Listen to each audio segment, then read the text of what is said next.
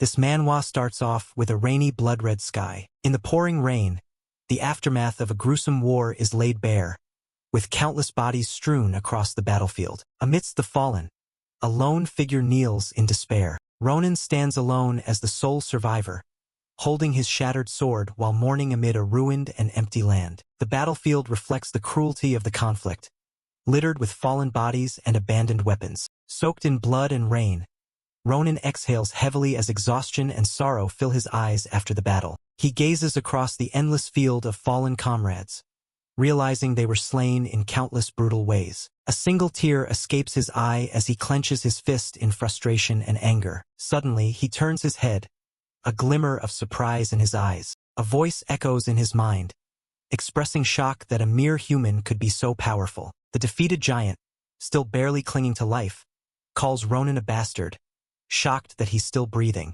Ronin stands defiantly on the chest of the colossal, winged creature he has just slain. This foe was Ahayuti the giant. Ahayuti, with his horned head and glowing eyes, stares back with an imposing presence. He was the last of the 3 giants, celestial beings who had suddenly appeared in the Empire 20 days ago. They began wreaking havoc for no apparent reason, leaving destruction in their wake. The sound of Ronin's cape whipping in the wind is heard as he confronts the dying giant. Ronin coldly tells Ahayuti that half of the empire lies in ruins because of him and questions what right he has to remain alive. Ahayuti, accepting his fate, tells Ronin not to fear, as he will soon return to the embrace of his creator. Ronin scoffs and dismisses him, saying it is good riddance and hoping his dead companions are waiting for him. Ronin recalls their end, stating that one was burned alive like meat by the red dragon. The other was permanently sealed away by the powerful elder Loron. A cruel smile crosses Ronin's bloodied face as he mockingly asks the giant if he grasps the futility of his cause.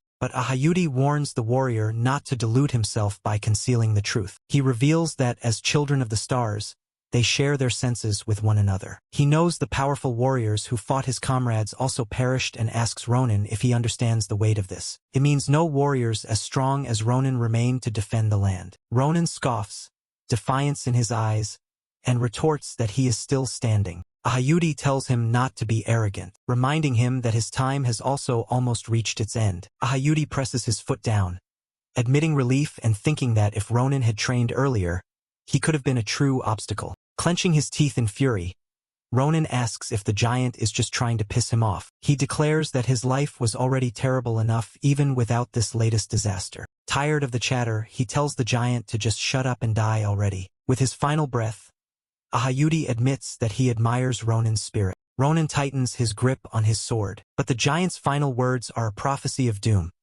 There is no hope for this world. It is doomed to be consumed by the starlight of their race. With that, Ahayuti finally perishes. Fueled by a final surge of adrenaline and rage, Ronin leaps into the air and brings his sword down on the giant's corpse. The giant's massive head falls back, now truly lifeless. Ronin pants, exhausted and defeated, his body and spirit broken. He resigns himself to his fate, believing that what's done is done and he can't change anything. He huffs, catching his breath in the rain, the weight of his failure pressing down on him. His eyes, once filled with fiery defiance, now hold a look of utter despair. Sitting in the mud and rain, a memory of happier times at camp with laughing comrades surfaces. He sees himself again, sitting quietly amidst the lively group. He remembers his scarred friend, who had a knack for bringing him out of his shell. The memory is bittersweet, a reminder of the camaraderie they all shared before the battle. He even recalls them standing together in their armor, a united front ready to face the world. But the happy memory shatters, replaced by the horrific image of his friend's final moments on the battlefield. Back in the present, Ronin huffs, looking at the bodies of his comrades piled together. He calls them silly fools. In grief, he asks why they had to die and why they couldn't swallow their pride. He wonders if they really thought they were as strong as him, splashing through the mud towards them. He brushes his fallen comrade's face, lamenting that they should have fled but were too stubborn until the end. Looking over the dead, Ronin admits he doesn't understand as the giant's aura repelled even the Empire's greatest swordsman. So why, he wonders, did only his sword work against them? Guilt consumes him as he believes that if not for him, the penal soldiers wouldn't have led the charge and his friend wouldn't have died first. His eyes narrow as the painful thoughts race through his mind. It's a puzzle he can't solve, a burden he can't comprehend. I just don't get it, he thinks. Overwhelmed by survivor's guilt and confusion, Ronan collapses to his knees in the blood-soaked mud. But then, a faint, weak voice cuts through the sound of the falling rain, asking if anyone is there. Ronan's head snaps up, his eyes wide with disbelief. It's the voice of a young girl. He learns her name is Estelle, and she's injured and can't move. Ronan turns his head, shock and hope surging as he thinks what. The realization hits him like a lightning bolt, his eyes trembling with a newfound emotion. She is alive. He frantically scans the desolate battlefield, searching for the source of the voice among the bodies of the fallen. With trembling hands, he grips his broken sword, using it as a crutch to try and stand. A fire is reignited within him, a desperate will to live and to protect. He pushes through the pain, stumbling forward with renewed purpose. Through the rain, he spots a woman in a red uniform slumped against a rock, another survivor. A weak smile forms on Ronan's face as he exclaims that she is alive. He flinches, recognizing her fully, and whispers in shock and relief what. She is gravely injured, blood dripping steadily from a makeshift bandage on her arm. It is the Grand Marshal Adeshan. Despite her wounds, her resolute expression offers a glimmer of hope amid despair. Ronan grits his teeth, clenching his jaw against the pain racking his body. Leaning on his sword, Ronan looks at the injured Grand Marshal and asks what happened, and she replies that he doesn't look well either. Adeshan, blood trickling down her face, asks what about Ahayuti and if he is dead. Ronan confirms that he killed him and the body is nearby. Ronan stares at her, exhaustion and grim satisfaction in his expression. Adeshan closes her eyes in relief, a tear mixing with blood as she whispers that he is finally dead. Overwhelmed with emotion, she looks at him with gratitude and tears streaming down her face, saying, "Thank you, Corporal Ronan." Ronan watches her, his own pained expression unreadable as she weeps. Ronan shifts, raising a finger and asking if she can do him a favor, and Adeshan looks up, curious. Ronan looks over the battlefield and asks Adeshan to ensure the penal soldiers receive proper burials, acknowledging that they played an important role in the victory. Adeshan's expression turns grim as she says she is not sure if she will make it back alive. She looks at him with a sense of finality. "You might have to bury them yourself." Ronan begins to protest but is cut off by a violent coughing fit, startling Adeshan. He looks at his gloved hand stained with fresh blood and grimly asks if she truly thinks he will outlive her. Ronan exhales blood with a bitter smile, admitting that he is already close to death. He looks across the bleak land and admits that with death near, he regrets all the things he never had time to do and feels sorrow at leaving. Adeshan softly asks what he would do if he survived, and Ronan lets out a weak laugh, admitting there are many things he still wants to do. Ronan sits down, his expression growing thoughtful as one desire stands out in his mind. He tells Adeshan his deepest regret is not studying at an academy, and she looks surprised. Ronan grimaces, recalling the fallen giant Ahayuti, and says it is partly because of the giant's actions. His tone softens, gaze distant, hinting at a more personal reason. Ronan reveals the depth of his wish, remembering his sister's greatest desire while alive. A memory of his smiling, white-haired sister appears as he admits her greatest wish was to send him to an academy, his expression bittersweet. His reflection is brief as he returns to grim reality, saying although, with a resigned sigh, he accepts his fate, saying he guesses a family reunion will happen soon. A sad, accepting smile plays on Ronan's lips as he quietly waits for the end. Adeshan says a search party will come after the rain, but Ronan rejects it, believing he is beyond saving. He looks away with a firm gaze and tells her not to give him false hope. Suddenly, a deep rumbling sound echoes through the blood-red sky, interrupting their conversation. As the rumbling continues, they notice the rain beginning to cease. The droplets stop in the air. Ronan and Adeshan both look up, their eyes wide with shock and confusion at the sudden, unnatural change in the weather. Ronan rises, staring at the sky in disbelief as he realizes the storm has ended. A massive boom shakes the very ground beneath them, the impact causing the landscape to tremble. The violent rumbling continues as a blinding light emanates from above. Thrown off balance, Ronan cries out in alarm. Struggling to understand, Ronan shouts what is happening. His eyes widen in sheer terror as he finally sees the source of the light and sound. A colossal angelic figure with horns and 8 wings descends, radiating golden light, and Ronan gasps at the sight. A multitude of angelic beings fills the sky, some humanoid with horns, others with mask-like faces, and a single glowing red eye. The air is filled with the powerful whoosh of countless wings beating in unison as the celestial army descends. The entire sky is now teeming with these terrifying, godlike entities, their presence completely eclipsing the battlefield. Ronan struggles to process the sight, thinking in disbelief who they are. Ronan stands before the wounded Adeshan, staring at the heavenly army and asking where they came from. Adeshan's face shows despair as she murmurs in horror that the three giants may have been only the beginning. Hope fades from Adeshan's face as she reflects that this was her third chance and she failed again. She sinks deeper into despair,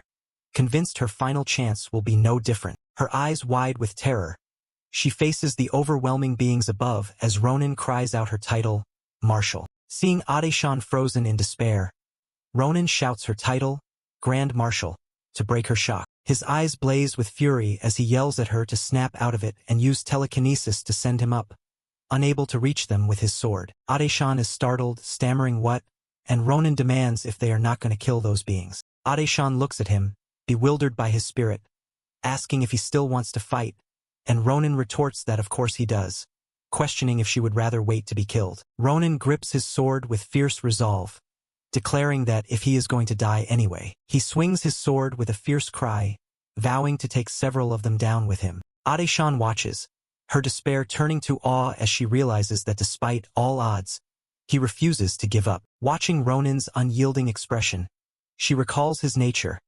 realizing that determination is what brought him this far. Seeing Ronan face the impossible, she thinks that perhaps there might be hope for him. A single tear of resolve traces a path down her blood-stained cheek. She has made her decision. She calls his name and touches his shoulder, and Ronan, annoyed and focused, snaps, "What is it now?" Ronan tries to shrug her off, saying he is busy, but pauses when he sees her eyes. Before he can react, Adeshan pulls him close, her face just inches from his own.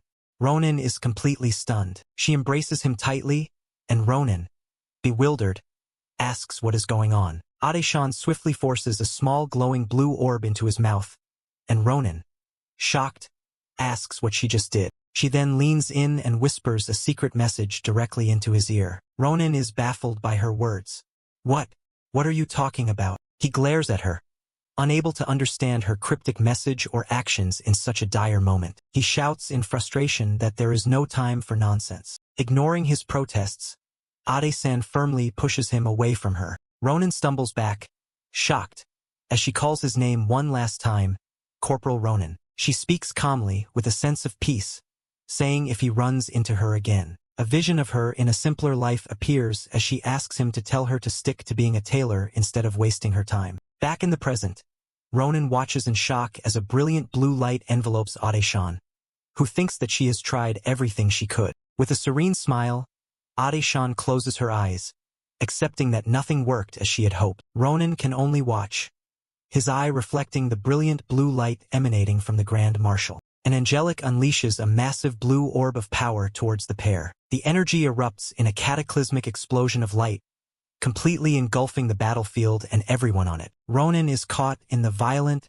swirling vortex of the angelic being's attack. The glowing blue orb she gave him floats alone in a dark, empty space, representing his journey through the unknown. Ronan gasps, his eyes snapping open as if waking from a long nightmare. Instead of a blood-red sky, he sees bright white clouds and calls out, "G Grand," disoriented. He shouts her title, Grand Marshal, as he rises, feeling his hand on soft green grass. He looks around, taking in the serene, sunlit field that has replaced the war-torn landscape. He sees a peaceful village by a river and thinks in disbelief that this can't be. He sees children playing on a raft, their laughter echoing, and wonders how this is possible. He looks down at his hand, clean, unscarred, and resting on the vibrant blades of grass under a warm sun. He turns, noticing for the first time that his blood-soaked uniform is gone, replaced by a simple, clean gray tunic. His mind races as he wonders if this peaceful place is his hometown, Nimberton. He sits there, completely bewildered, trying to make sense of the peaceful world around him, so different from the hell he just left. He realizes he may have traveled back in time, marked as day one of Ronan's return to the past. In a peaceful green field, Ronan sits under a large tree, letting out a heavy sigh. He holds his head, unable to believe that the Grand Marshal's words were true. His mind flashes back to that very moment, starting with his own confusion. Ronan, wounded, is in Grand Marshal Addison's arms, confused about what is happening. Suddenly, Addison forces a glowing object into his mouth.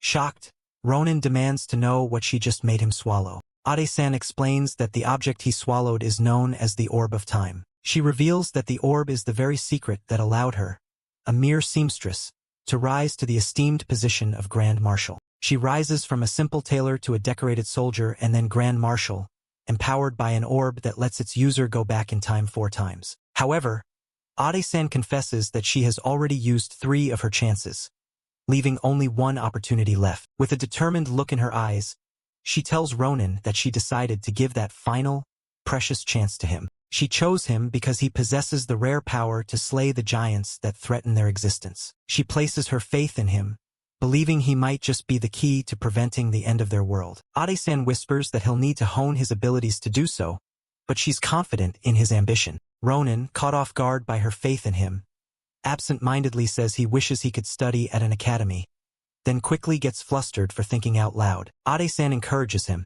suggesting he go to the Phil-Eon Academy, a place filled with outstanding warriors who could help him grow stronger. As her life fades, Ade-san has one last favor to ask of Corporal Ronan. Her form fades as she makes her final request.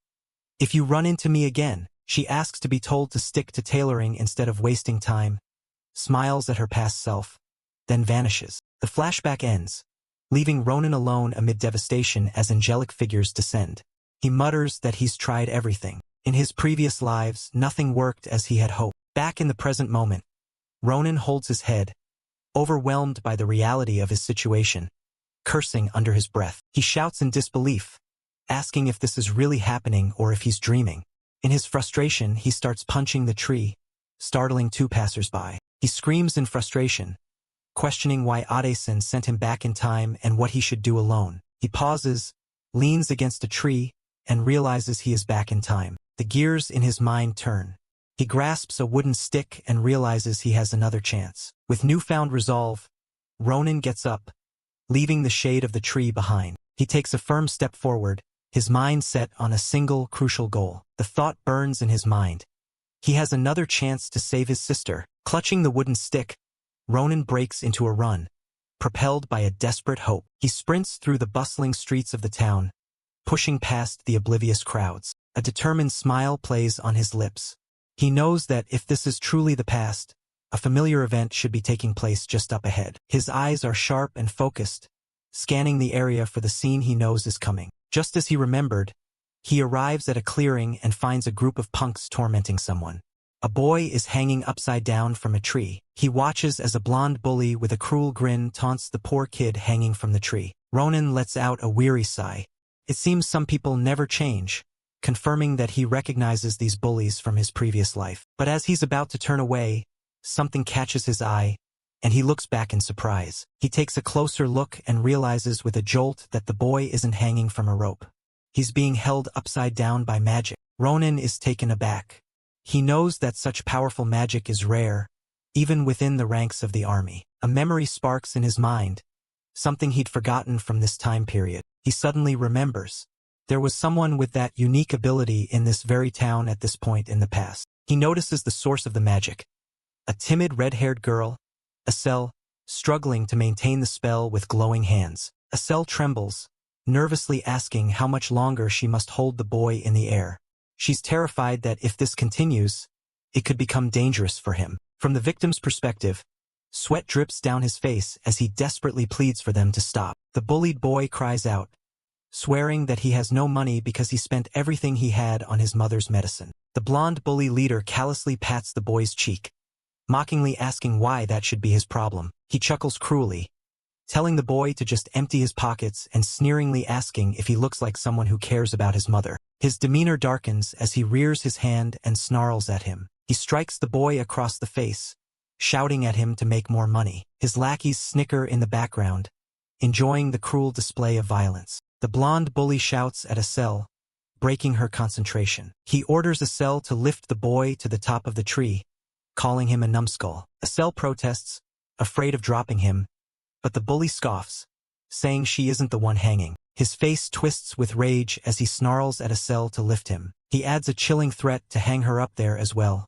filling Acel with terror. Her eyes widen in horror as she wonders how she ended up in this situation, filled with regret and wishing she had never learned magic in the first place. A flashback shows Acel happily demonstrating her magic to an applauding crowd, wanting to prove her skill. Torn between her fear and her conscience, she knows she has to tell him she can't do it, but her hands tremble uncontrollably. She winces as the thought of defying him fills her with dread. She's just so scared. Biting her lip, she gathers her courage, steeling herself. No matter how scared she is, she has to tell him. Facing the two smirking bullies, she prepares to plead with them to stop. Just as Acel is about to give in, a wooden stick suddenly flashes through the air, aimed right at her hands. Ronan strikes her hands, shouting that she might kill the boy, making her cry out in pain. The impact breaks Acel's concentration, and the magical energy holding the boy aloft dissipates. The bullied boy crashes to the ground with a heavy thud as the bullies watch in shock. The blonde bully turns, his face a mask of fury, demanding to know what the hell Ronan thinks he's doing. He stomps to Acel, accusing her of failing the boy for following a stranger, and asks if she thinks he's a pushover as she stammers. Before the bully reaches her, Ronan steps between them and tells Acel to forget the loser. He stands protectively with his stick. Acel looks up, shocked, and says his name. Ronan ignores the fuming bully in the background and focuses entirely on Acel, telling her he has some questions for her. While the bully shouts, Ronan asks where she learned telekinesis. Acel nervously says from a magic book bought from a traveling merchant. Ronan is stunned. He can't believe she got this good at telekinesis with just a cheap old magic book. He thinks to himself that her ability is impressive, and that he'll need to test it more. He contemplates how her power, though seemingly minor now, could be incredibly useful in the future fight against the giants. As Ronan is lost in thought, the blonde bully, enraged at being ignored, stealthily draws his sword from his belt. Ronan glances sideways, catching the faint sound of the blade being unsheathed. Acel looks on in terror, realizing the bully has a sword. Infuriated, the bully shouts, "How dare you look down on me?" as he prepares to strike. He sneers, claiming Ronan was lucky he let him off easy so many times before. He lunges forward, vowing to make Ronan pay for his insolence. With a powerful downward slash, the bully brings his long sword swinging towards Ronan. Ronan calmly watches the blade, noting it's a real long sword and wonders where a street thug got it. He internally criticizes the bully's terrible technique, acknowledging that in the world of street fights, brute strength is often all that matters. Ronan sidesteps easily, thinking the sword won't work against him. The bully is stunned, unable to comprehend how Ronan dodged his attack so effortlessly. Ronan smirks, his old skills intact from harsh training as a penal soldier. His combat instincts, honed through countless battles, manifest as a vision of his former self. The bully scoffs, dismissing the dodge as pure luck. Ronan plays along, agreeing that it was pretty lucky and that he wishes he'd had some of that luck before. Feeling challenged, the bully raises his sword and demands Ronan kneel and beg, offering freedom only if he gives up an arm. The bully points his sword at Ronan, which he sarcastically says he's scared. The bully leans in with a sinister chuckle and threatens to take care of Ronan's sister if he dies. Ronan stops him, asking calmly if he said his sister. The bully confirms, laughing about seeing her sometimes. In an instant, Ronan's demeanor changes. His eyes flash red with pure rage as he unleashes his killing intent. Before anyone can react, there is a flash of movement and a spray of blood. Blood spurts from the side of the bully's head as a look of shock crosses his face. The top half of his ear, cleanly severed, flies through the air as he stares blankly, not yet processing what happened. The bully's sword clatters to the ground, disarmed in an instant. A wave of pain finally hits him, and he lets out a blood-curdling scream. He clutches the side of his head, screaming in agony about his ear, while his terrified friends begin to retreat. Ronan takes a slow, deliberate step forward, his presence utterly menacing. Ronan looms over the screaming bully, furious and scolding him. His eyes glow with fury as he snarls at the bully about his sister. He leans closer and delivers a chilling threat, asking if he should cut his throat right there. The tense scene continues as Ronan stands coldly over the blonde bully Hans, holding only a tree branch, while his cronies and a shaken Asel watch in shock. The bullies retreat in fear, shocked as one realizes that Ronan has cut off an ear. The question lingers as a close-up shows the tree branch dripping with blood, confirming the brutal reality of Ronan's action. Ronan turns his piercing gaze on the terrified group and coldly asks if they enjoyed the show, startling the bullies. Without waiting, Ronan kicks Hans in the face and orders them to take him and leave, warning they will be next. Hans trembles on the ground, clutching his bleeding ear. Ronan demands they return the stolen money and add extra for angering him. From above, Hans lies defeated and agrees to give the money as his friends watch, unable to intervene. A voice offers the money, saying it belongs to him. The scene shifts to the freckled boy holding a heavy pouch of coins. Wide-eyed in shock, he asks if it is really his. The boy is stunned at receiving far more than was taken. Ronan, now holding a proper sword, dismisses his concern and tells him to keep it, saying it is enough for him. The boy clutches the money, overwhelmed with gratitude, while Ronan assures him the bullies won't return. Ronan, uncomfortable with the emotion, waves it off and tells the boy to go home. Asel timidly calls out to him. Ronan turns, surprised. Asel stands before him, wringing her hands and fidgeting nervously, clearly wanting to say something important. A close-up on her face shows her inner turmoil.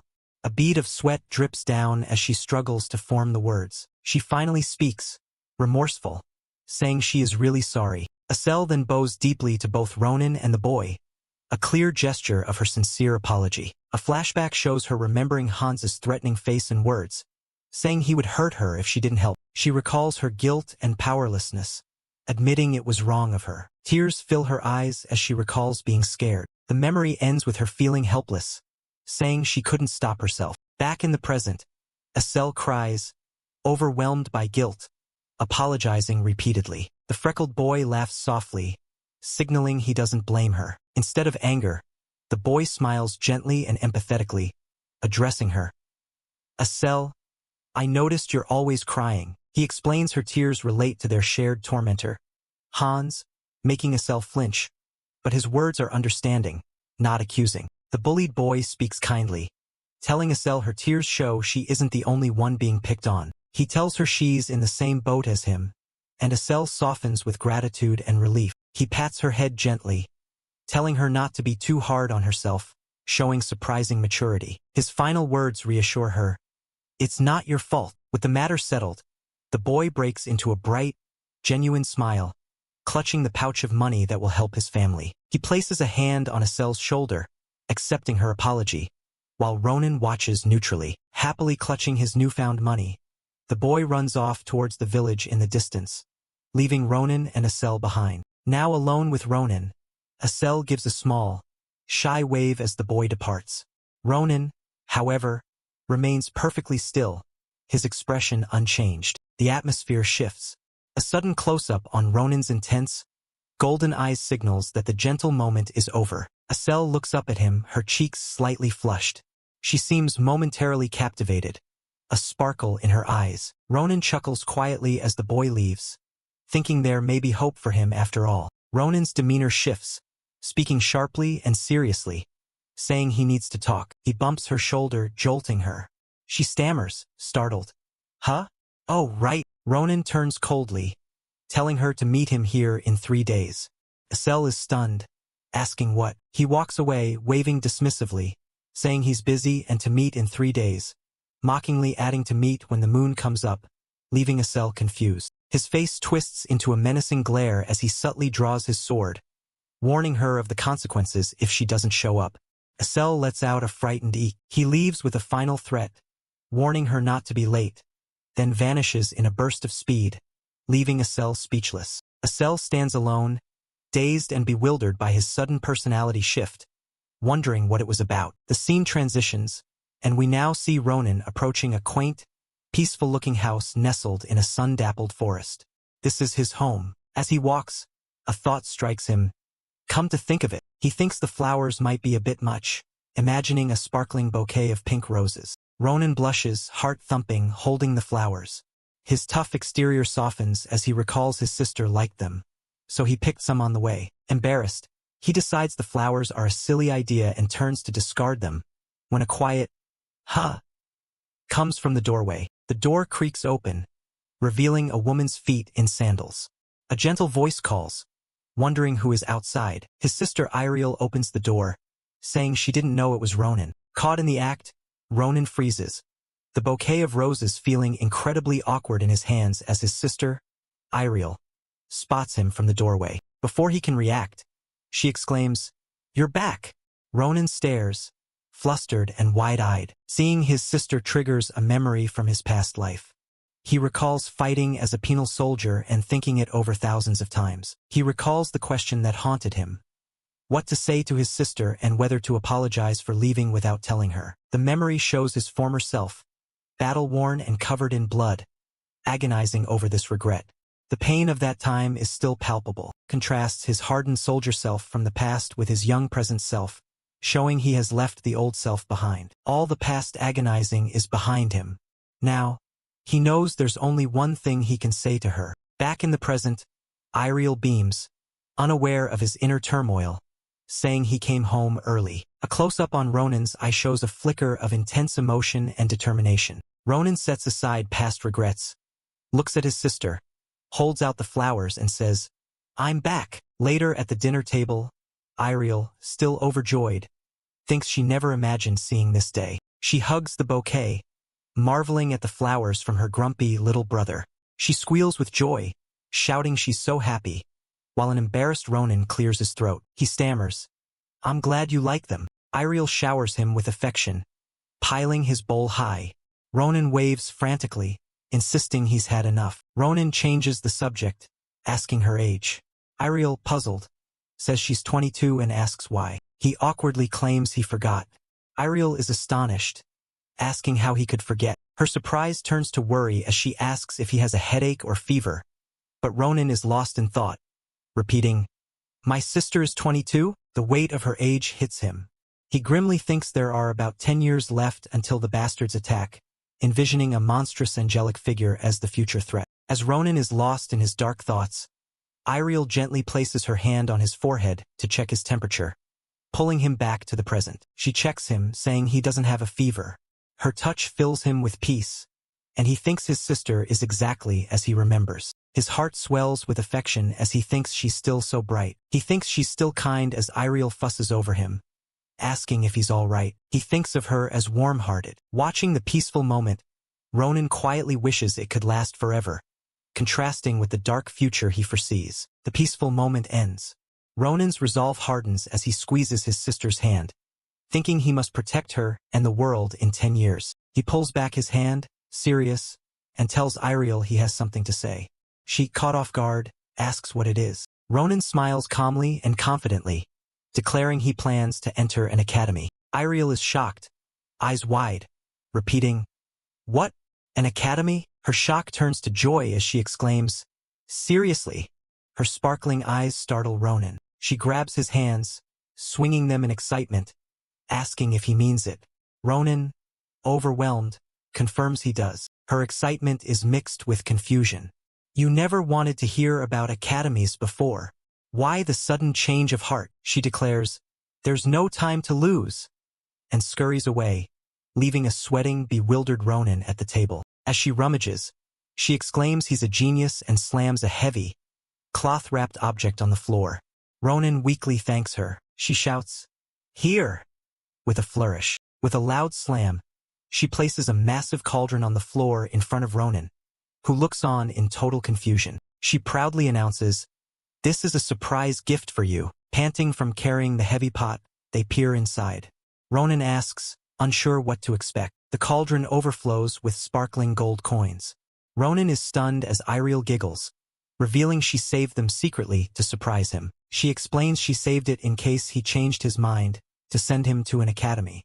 Ronan, deeply touched, asks in amazement how she saved so much. Grateful but hesitant, he tries to refuse, saying she should use the money herself and it isn't enough.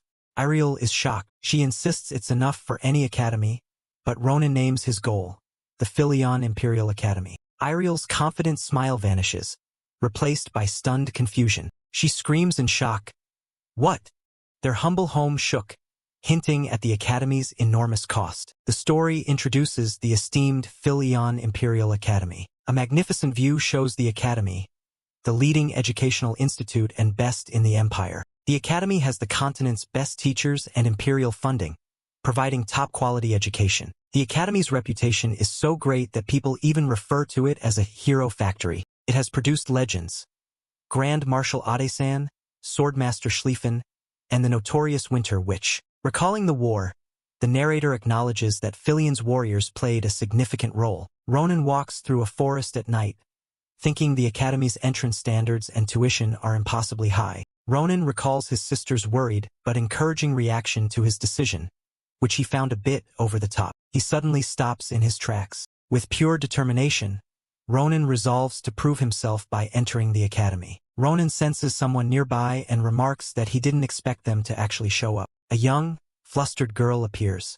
Ronan playfully calls her Marcel, but she shyly corrects him. Acel. Ronan smirks, reminding Acel of her threat, but dismisses it, saying they shouldn't dwell on the past. He drops his backpack, announcing a busy night ahead to test her, leaving Acel taken aback. Acel looks shocked as Ronan explains that it's nothing too serious. He points to himself and orders Acel to use telekinesis on him. With a devilish grin, Ronan challenges her to lift him as high as she possibly can. Stunned and sweating, Acel questions his bizarre request, asking why she would do that. She expresses her concern, asking if it isn't dangerous. Ronan casually dismisses her worries, telling her to just do as he says for now. He reassures her that it won't kill him. With a groan of hesitation, Acel reluctantly agrees. She brings her hands together, gathering blue magic, and nervously says, "Here goes nothing." Acel unleashes her power, casting a spell called Invisible Hand that surrounds Ronan in a powerful vortex of energy. Ronan is caught in the bright blue aura of her telekinesis, his eyes wide with surprise. His feet float as Acel's magic takes hold. Ronan thinks her power is stronger than he expected. With a powerful surge, Acel's telekinesis launches Ronan high into the air, the force of it surprising him. From high above, Ronan looks down at Acel on the ground as her telekinetic energy swirls around him. Suspended in the air, Ronan thinks the feeling, though unstable, is like fighting the giants. He recalls a similar telekinesis spell that once allowed him to fight a monstrous being named Ahayuti high up in the air. A memory flashes of him in battle, his eyes glowing red with intensity, as he realizes this feeling is exactly what he was hoping for. Back in the present, Ronan smirks, thinking that mages are hard to find, but a telekinesis user is an even rarer talent among them. He concludes that finding Acel is great news. Looking at Acel concentrating, he realizes she'll be crucial in his future battle against the giants. A sly grin spreads across Ronan's face as he thinks to himself, well, he remarks that they're off to a good start, just as Acel begins to strain, telling him she's starting to get tired. Acel asks if she can let him down now, but Ronan, with a menacing glint in his eye, tells her to hang on a little longer as he wants to check one more thing. He then startles her by saying he'll come down on his own. Confused and stammering, Acel asks how he plans on doing that. In response, Ronan grips the hilt of his sword and draws the blade. He swings his sword in a wide, clean arc. Suddenly, Acel's telekinetic hold shatters, and she stares in disbelief, wondering what just happened. As Ronan lands gracefully on the ground, Acel realizes in shock that he managed to cut through her mana. She confronts him, demanding to know what he just did. Ronan nonchalantly dusts himself off, dismissing his incredible feat as no big deal, and just a little trick I've always been able to do. Acel objects, stating she's never heard of anyone cutting through mana, but Ronan interrupts her by bonking her on the head, telling her to forget it. As he sheathes his sword, he thinks learning more about this strange ability is another mission. He reflects that this unique power is likely the reason his sword alone was able to cut that damn giant in his past life. Ronan sets those thoughts aside, focusing on more important business as he approaches his bags. There's more important business to take care of. He grabs a different pack from the ground and tells Acel that she has passed the test. He tosses the heavy bag to a surprised Acel, telling her to come with him before the moon goes down. Acel hesitates, noting it's dark, but Ronan grins sharply and asks, "So what?" He declares this will be the first chapter in the tale of Ronan, a story that will be remembered forever in the Empire's history. As they begin to walk, A nervous Asel hurries to catch up, asking if he was talking about the Philion Academy. Panting for breath, she asks if he truly meant they were going to the academy that only accepts the Empire's most elite warriors. She asks if he's really taking her. Ronan, impatient, snaps that she heard right and her questions annoy him. He asks if she doesn't want to go, but Asel clarifies that's not the issue. She fidgets nervously, explaining that since Ronan is a gifted fighter, he'll be fine, but she's not good at anything. She admits she is cowardly and timid.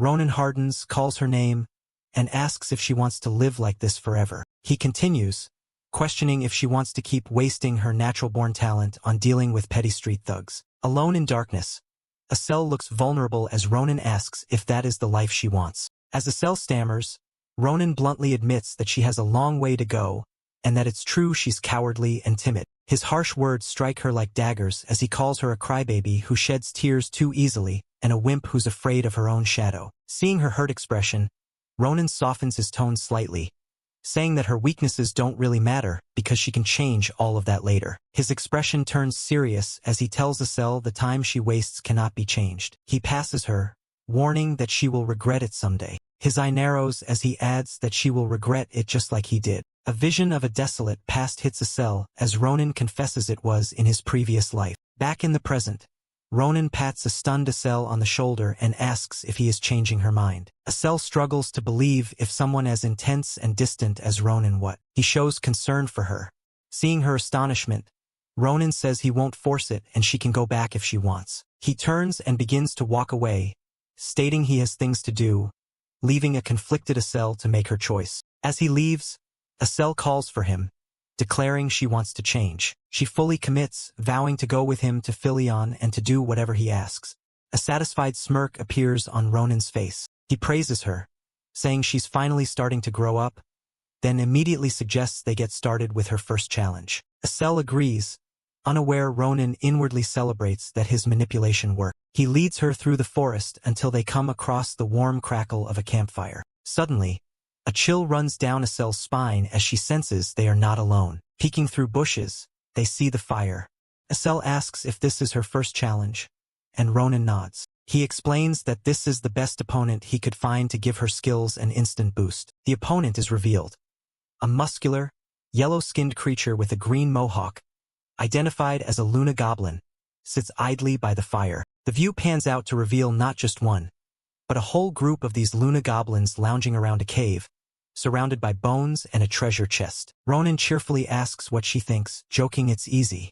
Asel trembles, asking how. Ignoring her fear, Ronan's eyes glow yellow with a wicked grin. Ronan and Asel watch from bushes at a hulking mutant goblin. Known as Luna Goblins, they are distinguished from their common counterparts by their hideous, yellowish bodies. But their most defining trait is a deep, insatiable obsession with treasure. They are ruthless bandits, attacking merchants and plundering their valuables without a moment's hesitation. After a raid, they gather their stolen loot. They throw a party, reveling in their spoils. These festivities happen only on full moon nights, with treasure glittering. Asel realizes, asking if that's why they came tonight. Ronan confirms that's right. A wicked grin spreads across Ronan's face as he reveals the true purpose of their visit. Tonight they are going to steal all the treasure. Asel is incredulous, never hearing of goblins that steal treasure and party. She asks how he knew. He says he heard it somewhere, thinking he can't tell her he saw them in a past life. Ronan grabs Asel, his eyes sharp as he explains the plan. She must use telekinesis to move the sleeping goblin's treasure into his bag. Asel is terrified. The plan doesn't sound easy at all.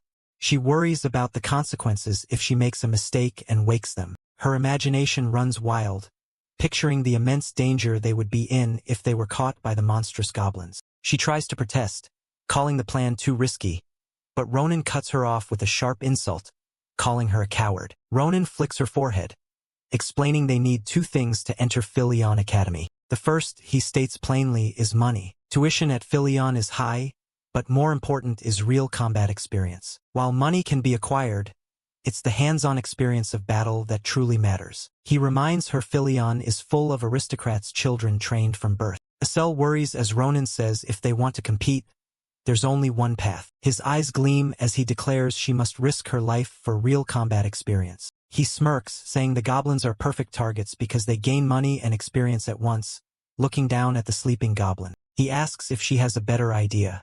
Overwhelmed, Asel protests weakly. Ronan cuts her off, saying it's settled. Ronan pats Asel, grinning, saying let's get started. Under the moonlight, Asel uses telekinesis, a blue aura lifting the goblin's treasure. The valuables clank as they drop into the bag, filling it with coins and jewelry. Ronan encourages as Asel lifts more items, including a dagger and pendant. Asel concentrates, her face scrunched up in effort as her glowing hands guide the stream of coins and artifacts into the bag. At Ronan's command, she prepares to drop the next batch of loot, which includes a pearl necklace and a gleaming dagger. The treasures tumble into the bag, and Ronan smiles, murmuring excellent. He peeks into the full bag, smiling, saying that takes care of the treasure. Their mission is a success. Both bags are filled to the brim with glittering gold and precious items. Ronan ruffles Asel's hair, praising her, saying nothing beats real experience. Asel, flushed, can't believe she did it. Ronan thinks he wasn't sure Asel could do it, but is surprised how quickly she adapted. He concludes she's more talented than he thought. Asel proudly thinks, I did it. A sinister smile spreads across Ronan's face. While Asel celebrates, he gloats he found the perfect accomplice. Ronan secures the bags, saying let's go. Asel, relieved, asks if that's it. Ronan confirms that their work is done and that it's time for them to head back. Famous last words. He adds that they should leave before they get themselves into any trouble. But just as he says that, a dark shape whooshes through the trees, breaking the silence of the night. Suddenly, two hunters burst into the clearing, one shouting in frustration. They are chasing after the bird that just flew by, yelling, "Hey, you goddamn bird!" The two men, one an archer and the other a swordsman, carelessly continue their noisy pursuit through the forest. Their loud shouting startles both Ronan and Asel, who were just about to make their escape. Ronan looks annoyed, wondering what kind of fool is making so much noise in the middle of the night. The commotion is so loud that it begins to stir one of the sleeping Luna goblins. Disturbed by hunters shouting, a goblin stirs, noticing its treasure chest wide open. The sleepiness vanishes, replaced by shock. Seeing the empty chest, the goblin roars in fury. The goblin shrieks thief, instantly waking the other goblins. The camp erupts into chaos as the goblins swarm, demanding the thief. Just then, a rustle in the nearby bushes draws their attention, and the goblins turn in unison towards the sound. In the distance, framed by the dark trees, Ronan and Asel are exposed. Their escape has been cut off. The goblins' eyes lock onto the two figures. Their snarling faces leave no doubt about their hostile intentions. Ronan muterachit, sweeting. Asel freezes in terror. Ronan realizes they are in big trouble as the enraged horde of goblins begins to charge directly at them. Asel lets out a terrified scream as the monstrous creatures close the distance. She slumps, overwhelmed. Ronan sighs, dropping the bags, lamenting nothing goes smoothly. Asel panics, urging Ronan to run. He stands firm, drawing his sword, saying they leave nothing behind. He coldly reminds her of their goal, asking how they'll pay tuition without the treasure. Asel tries to argue that money isn't important right now, but it's too late. The first wave of goblins lunges forward to attack. Asel screams they're right there, surrounded by snarling goblins. Ronan narrows his eyes, calculating his sword can likely take one goblin in 15 hits. His gaze sweeps over the battlefield. The problem is, there must be at least 30 of them. A goblin reaches for him. Asel cries Ronan in horror. She screams, watch out. The goblin's claws near his face, but Ronan thinks 15 hits. With a smirk, he thinks that's more than enough. In a flash, Ronan's sword blurs, decapitating the foremost goblin. He continues, cutting down several more goblins, their heads flying into the sky. Asel watches in horror as a severed goblin head lands at her feet. Blood splatters his cheek. Over the corpse, he notes with a smirk it was the 14th slash. The chapter opens with a sword piercing a goblin's head, blood splattering. Ronan, hand dripping blood, looks on with cold golden eyes, remarking if that was the last one. From a distance, Asel sits horrified at the carnage and Ronan's calmness. Her eyes are wide with shock and disbelief as she internally questions what she just witnessed. Her mind recalls Ronan charging in, killing the 3 lead goblins in a single strike. From her perspective, it was like Ronan simply disappeared for a moment. In that instant, he became a whirlwind of death, his blade flashing with red light as he cut down multiple goblins at once. Then suddenly, he reappeared out of nowhere. In a final slash, he decapitated the last goblins. Back in the present, Asel gulps, the terrifying memory still fresh in her mind. Under the full moon, Ronan stands among goblin corpses, thinking about their number. He turns to Asel, asking what she's doing.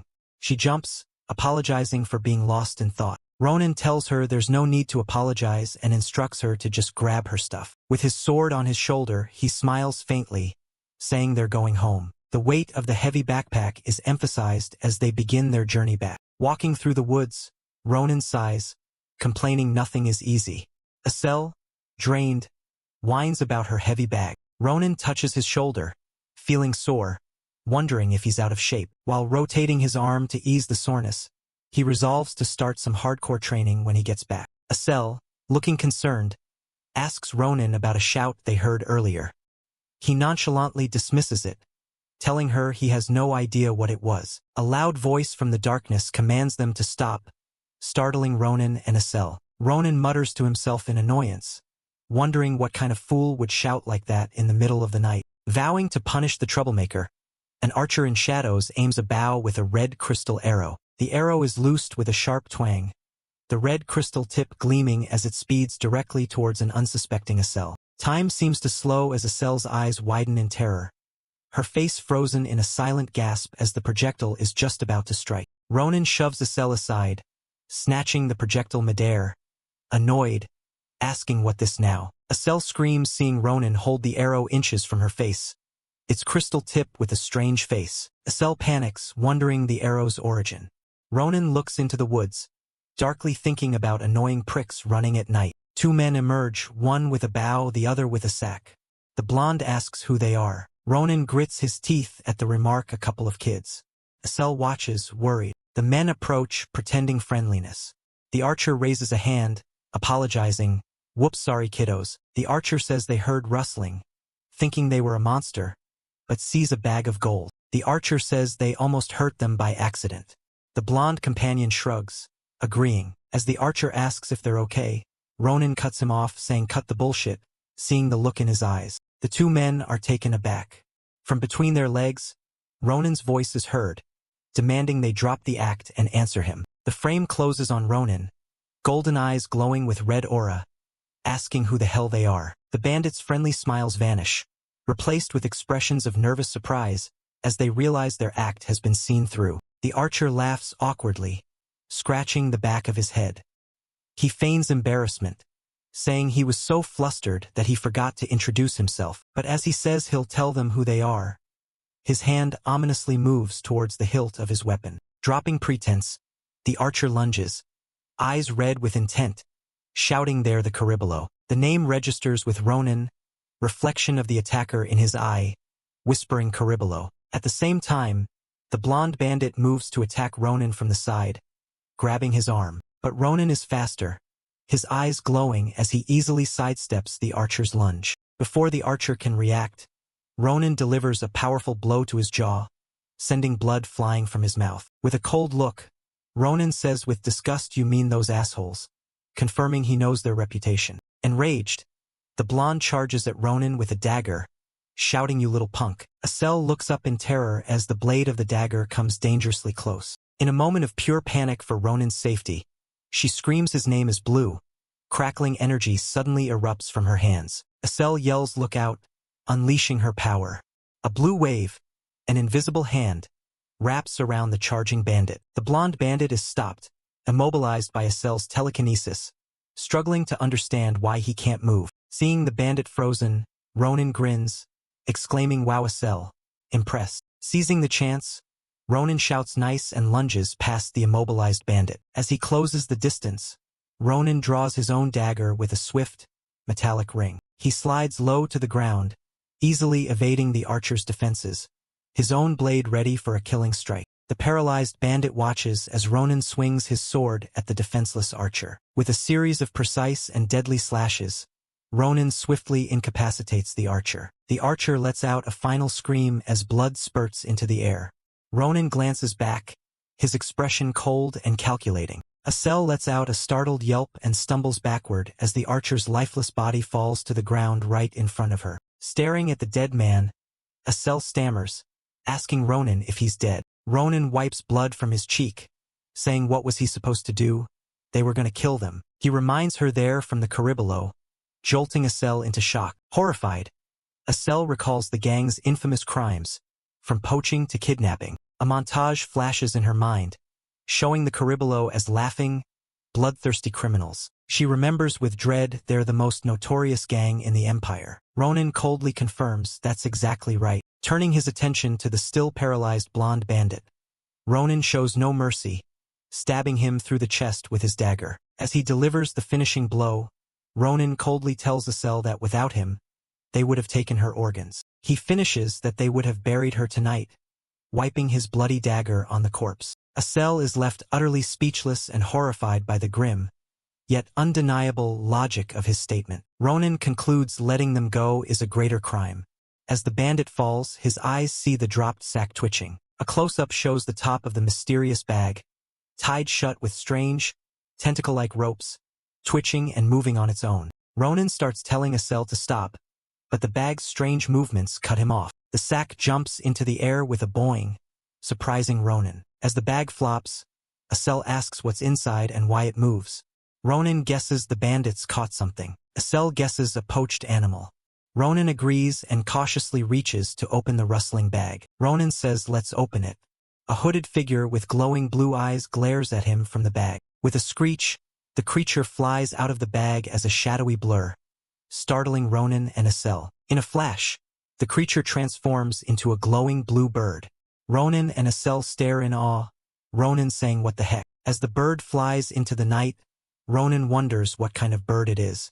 A mystical blue bird materializes in a shower of light, startling Ronan and Asel. Asel, captivated by the sight, notes that the bird's feathers are a brilliant blue. The bird flaps its wings, chirping as it hovers in the air, revealing shackles chained to its feet. Asel exclaims to Ronan that she's never seen a blue bird before, to which he quietly agrees, his attention fixed on the creature. Ronan's sharp eyes narrow as he spots something unusual on the bird's legs.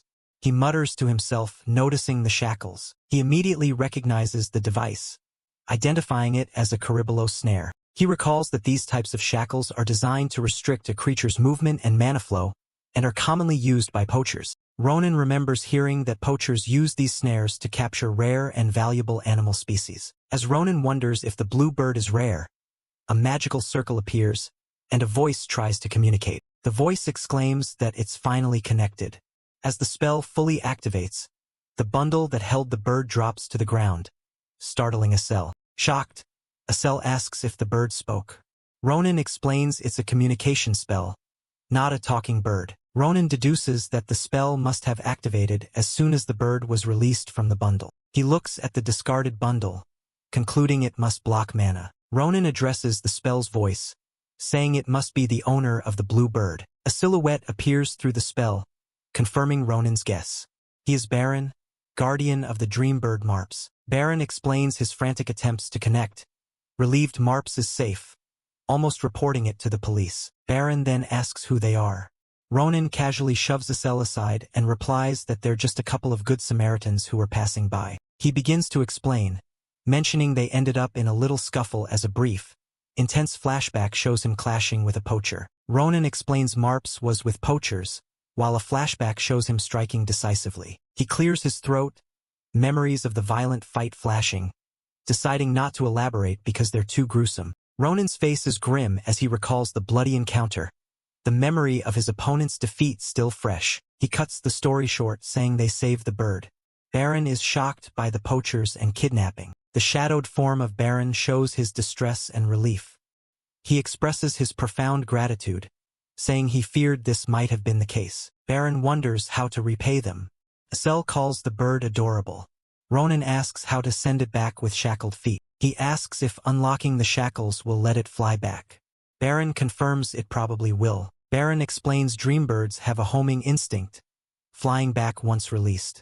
Ronan draws his sword. With a single, swift motion, Ronan swings his sword, aiming for the shackles on the dreambird's feet. The mana-restricting shackles shatter into pieces, freeing the surprised dream bird, Marps. Sheathing his sword, Ronan calmly tells the little blue bird to fly back to its dad. He adds a light-hearted warning for the bird not to worry its owner like that ever again. In a comically sparkly scene, the dream bird looks up at Ronan with adoring, starry eyes and gives an affectionate tweet. But instead of flying away, the bird just tweets and then zips around, leaving Ronan confused. Ronan is baffled as the bird twitches its rear.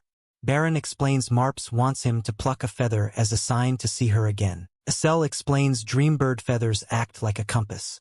Ronan gently plucks a feather. Baron encourages Ronan to use the feather to visit him and Marps if he ever stops by the capital. With a final promise to reward Ronan for his troubles, the communication spell fades as Marps takes flight and soars away. Ronan comments on the bird's speed.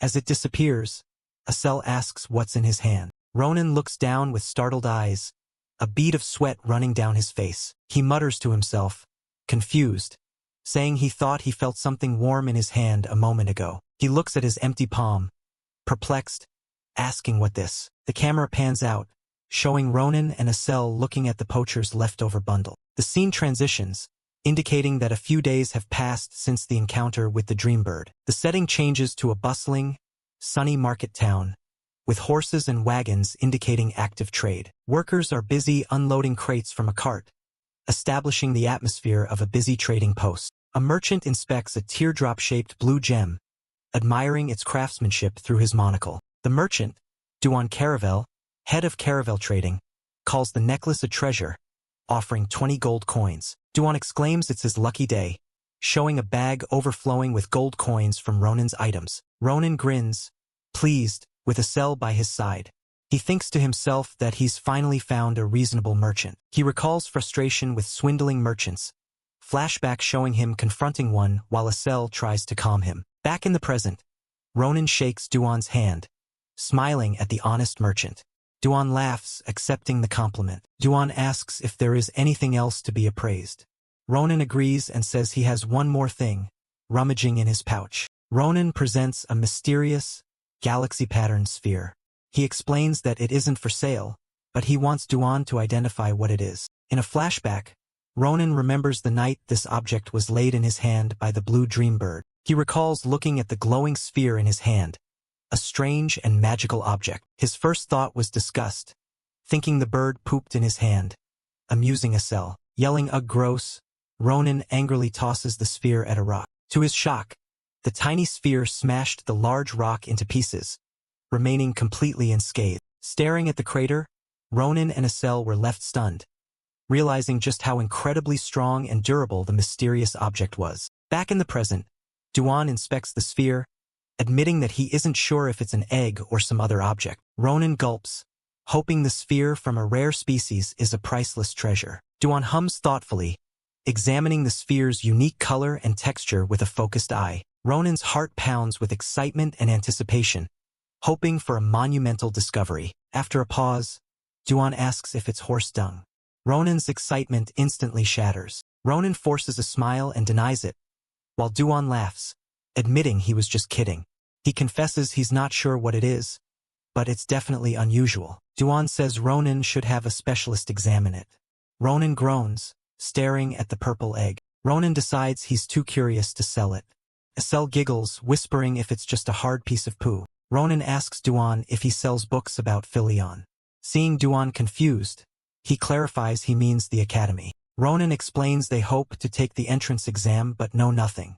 Duan is delighted, calling it great news. Duan then reveals that his own daughter is also applying for Philion and could probably help them. As he speaks, footsteps can be heard approaching. He mentions that his daughter should be back any minute, just as a young woman's voice is heard asking what's going on. The young woman asks who Ronan and Estelle are, and Duan smiles, remarking that her timing is perfect. Duan introduces the young blonde woman as his only daughter, Maria. Ronan flinches, his eyes widening in shock and recognition as he hears the name Maria. His mind races, consumed by the thought is that her. Oblivious to Ronan, Duan tells Maria to greet the customers. She sizes them up before speaking. Maria asks bluntly these two kiddos. Estelle is jolted, and Duan scolds her for poor manners. Duan apologizes, saying his daughter lacks a filter. Asel waves, saying she's fine. Asel says she's fine, but unsure about Ronan. She sees him stride purposefully toward Maria. Ronan stands before Maria, intense, asking if she's really Maria. He asks if she is also Senator Maria. Stunned, narrows her eyes and confirms, asking how he knows. A bead of sweat runs down Ronan's face as the confirmation hits him. His memories are correct. He thinks to himself that something felt familiar about her, and this confirms it. His thoughts conclude with certainty, it must be you. A shadowy figure with glowing eyes and a sword flashes in his memory. The Sen from his past life. Now completely sure of her identity, Ronan smirks and beckons Maria to come closer, telling her he wants to ask her something. He leans in, whispering to her, I was just wondering, do you have one of those down there, you know what? Maria's eyes widen in shock as Ronan whispers the manly part into her ear. Maria looks utterly shocked by Ronan's question, wondering what he said. Ronan remains calm and mildly curious. Maria's mind races, wondering if he asked about her having male parts. As a silly chili pepper pops into her thoughts, Ronan keeps observing, muttering she does not look like she has male parts, further infuriating Maria as she grits her teeth in anger. Lost in thought, Ronan connects her to someone from his past, wondering if that man had a hidden son, when a swift movement suddenly cuts through the air toward him. Fed up, Maria slaps Ronan hard across the face, yelling for him to shut his mouth. The slap leaves Ronan stunned, his cheek red and swollen. Amid the shock, a sense of familiarity hits him as he remembers that same biting feeling. Realization strikes as his mind screams that it is him. As Maria stands ready to fight, Ronan recalls his past life, seeing a male soldier with the same blonde hair and determined green eyes. The name finally clicks into place. The person he remembers, the one with that unforgettable slap, was Count Maria Sen. The scene shifts into a flashback as Ronan remembers his past life, when he was forced into the army as a penal soldier in Armalin. In that life, he knew Count Maria Sen, who appeared as a man and was in charge of supplies for the army. Ronan recalls his personality. Strict and by the book, but also surprisingly sociable and easy to get along with. He remembers them sharing drinks, and how Count Maria had made an impression on him in many different ways. He recalls a strange pattern from his past life. Whenever the topic of male parts came up, Count Maria would clench his fist in rage. This rage always led to the same outcome.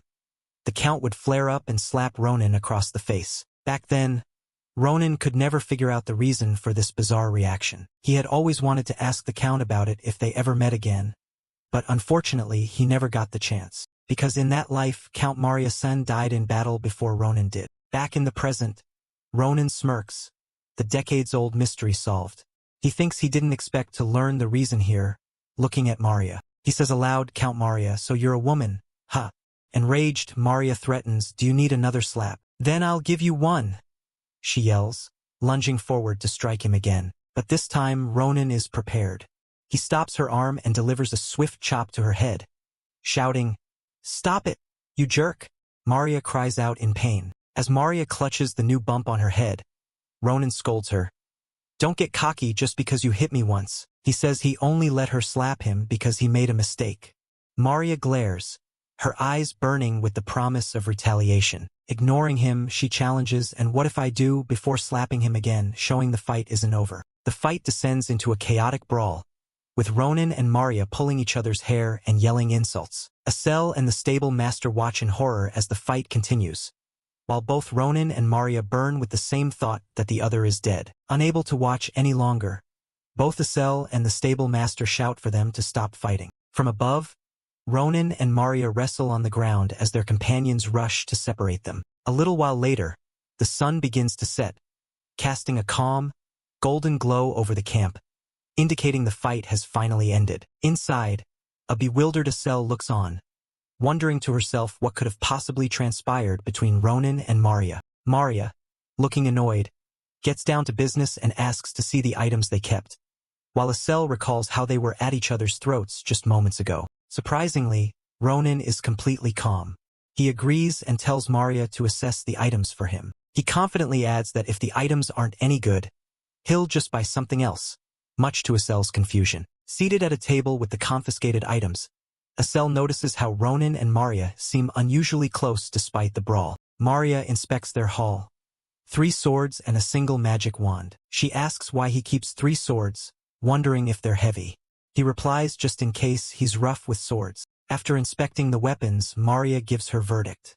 While none of them are bad, she identifies the black steel sword as the best of the 3. She explains that black steel swords are known for being extremely sturdy and are often used by well-known knights. Handing it to Ronin, she remarks that this particular sword will be hard to break, no matter how rough he is. Ronin takes it, looking genuinely surprised. Inwardly, Ronin is delighted. Black steel swords were his favorite type of weapon in his past life. Maria then turns her attention to the magic wand, noting that it has a very good mana stone embedded in it. Putting 2 and 2 together, she correctly guesses that the wand is for Asel, calling her cutie, and identifying her as a mage. Asel shyly confirms. Maria then asks Asel what kind of magic she specializes in. Fidgeting nervously, Asel timidly reveals that she uses telekinesis. Maria is amazed, saying telekinesis is incredible and could earn Asel a scholarship. Asel blushes, pleased. With Asel secured, Maria turns to Ronin, asking what technique he'll show for the practical exam, leaving him confused. Maria explains that to be accepted into Phil Eon Academy, all applicants must demonstrate a special technique in front of the professors. She stresses the practical exam is the most important, saying acceptance is almost guaranteed if done well. She explains that unless you prove yourself in the exam, you can forget studying at the academy. Ronin, clueless, asks if just hacking at stuff is enough. Ronin asks what techniques are demonstrated. Maria explains nobles often showcase their family's secret techniques. She explains applicants for the martial arts department show unique mana combat techniques. The word mana catches Ronin's attention. Ronin questions how swordsmen can use mana if they aren't mages. Maria looks at him, baffled, and asks if he doesn't have mana resonance. Ronin is completely lost, question marks floating around his head. Maria, frustrated, reminds him using mana in combat is a basic requirement. Maria realizes with horror, trembling as she asks if he doesn't know what mana resonance is. Ronin, oblivious, asks if it's the same as using an aura. Maria is thunderstruck. She can't believe it. He's applying to Philion, one of the most prestigious academies, without knowing such a fundamental concept. Maria, still shocked, can't process that he equated auras and mana. Ronin brushes it off, saying it's just a simple question. Maria decides she's had enough of his ignorance. This won't do at all, she declares, springing to her feet and ordering him to come with her, startling Ronin. She grabs one of the short swords from the table, stating she'll borrow it since Ronin left his own sword at a blacksmith for repairs. Ronin protests, worried she might damage his new weapon. But Maria, now holding 2 swords, dismisses his concerns, promising the lesson will be quick. To reassure him, she promises to pay double, or even triple, the sword's value if it's damaged. Ronin scoffs at her nerve but seems to relent. With a determined look, Maria pulls back the tent flap and orders him to stop stalling. It's time for his special lesson. The lesson begins. Maria's voiceover explains the first basic principle. Mana is the energy source of the universe. She compares mana to the air we breathe, a natural energy everyone has around them but not everyone can use. To use mana, she explains, one needs mana resonance, which is the ability to see and feel one's own mana. She elaborates that everyone reaches this stage at different times, based on factors like their training method or their own natural talent. For most, a year of training is needed to sense mana. For Philion applicants, sensing it isn't enough. The applicants are expected to have already learned how to use their mana in combat. The image shows a crowd of prospective students, illustrating the high bar for entry. She scolds him under the night sky, pointing out that he doesn't even know the difference between mana and auras, let alone mana resonance. With a dramatic flourish, she declares the idea of someone like him studying at Philion is completely ridiculous. Maria concedes that auras are technically a type of mana, but insists they are as different as night and day. Intrigued, Ronin asks just how different they could be. She explains that even the most naturally gifted warriors have to endure about 10 years of grueling training just to unlock that unique, personal power. In other words, she clarifies that unique power they unlock is their aura. Maria asks if he understands. Ronin, still processing, says yeah, sort of. The explanation triggers a memory for Ronin. He recalls that he occasionally encountered people with similar powers during the war in his past life. He remembers them as arrogant bastards who called themselves aura users and wielded a strange power he didn't fully comprehend at the time. He admits to himself that they were certainly harder to kill than ordinary soldiers, but he never thought they were that big of a deal. His past self, a seasoned and bloodied warrior, believed that skill alone was enough. He arrogantly concludes that one good slash was always enough to kill them anyway. Back in the present, Maria narrows her eyes. Finished with theory, she asks if they should get started. She says, "I has a feeling that he's probably more of a hands-on learner."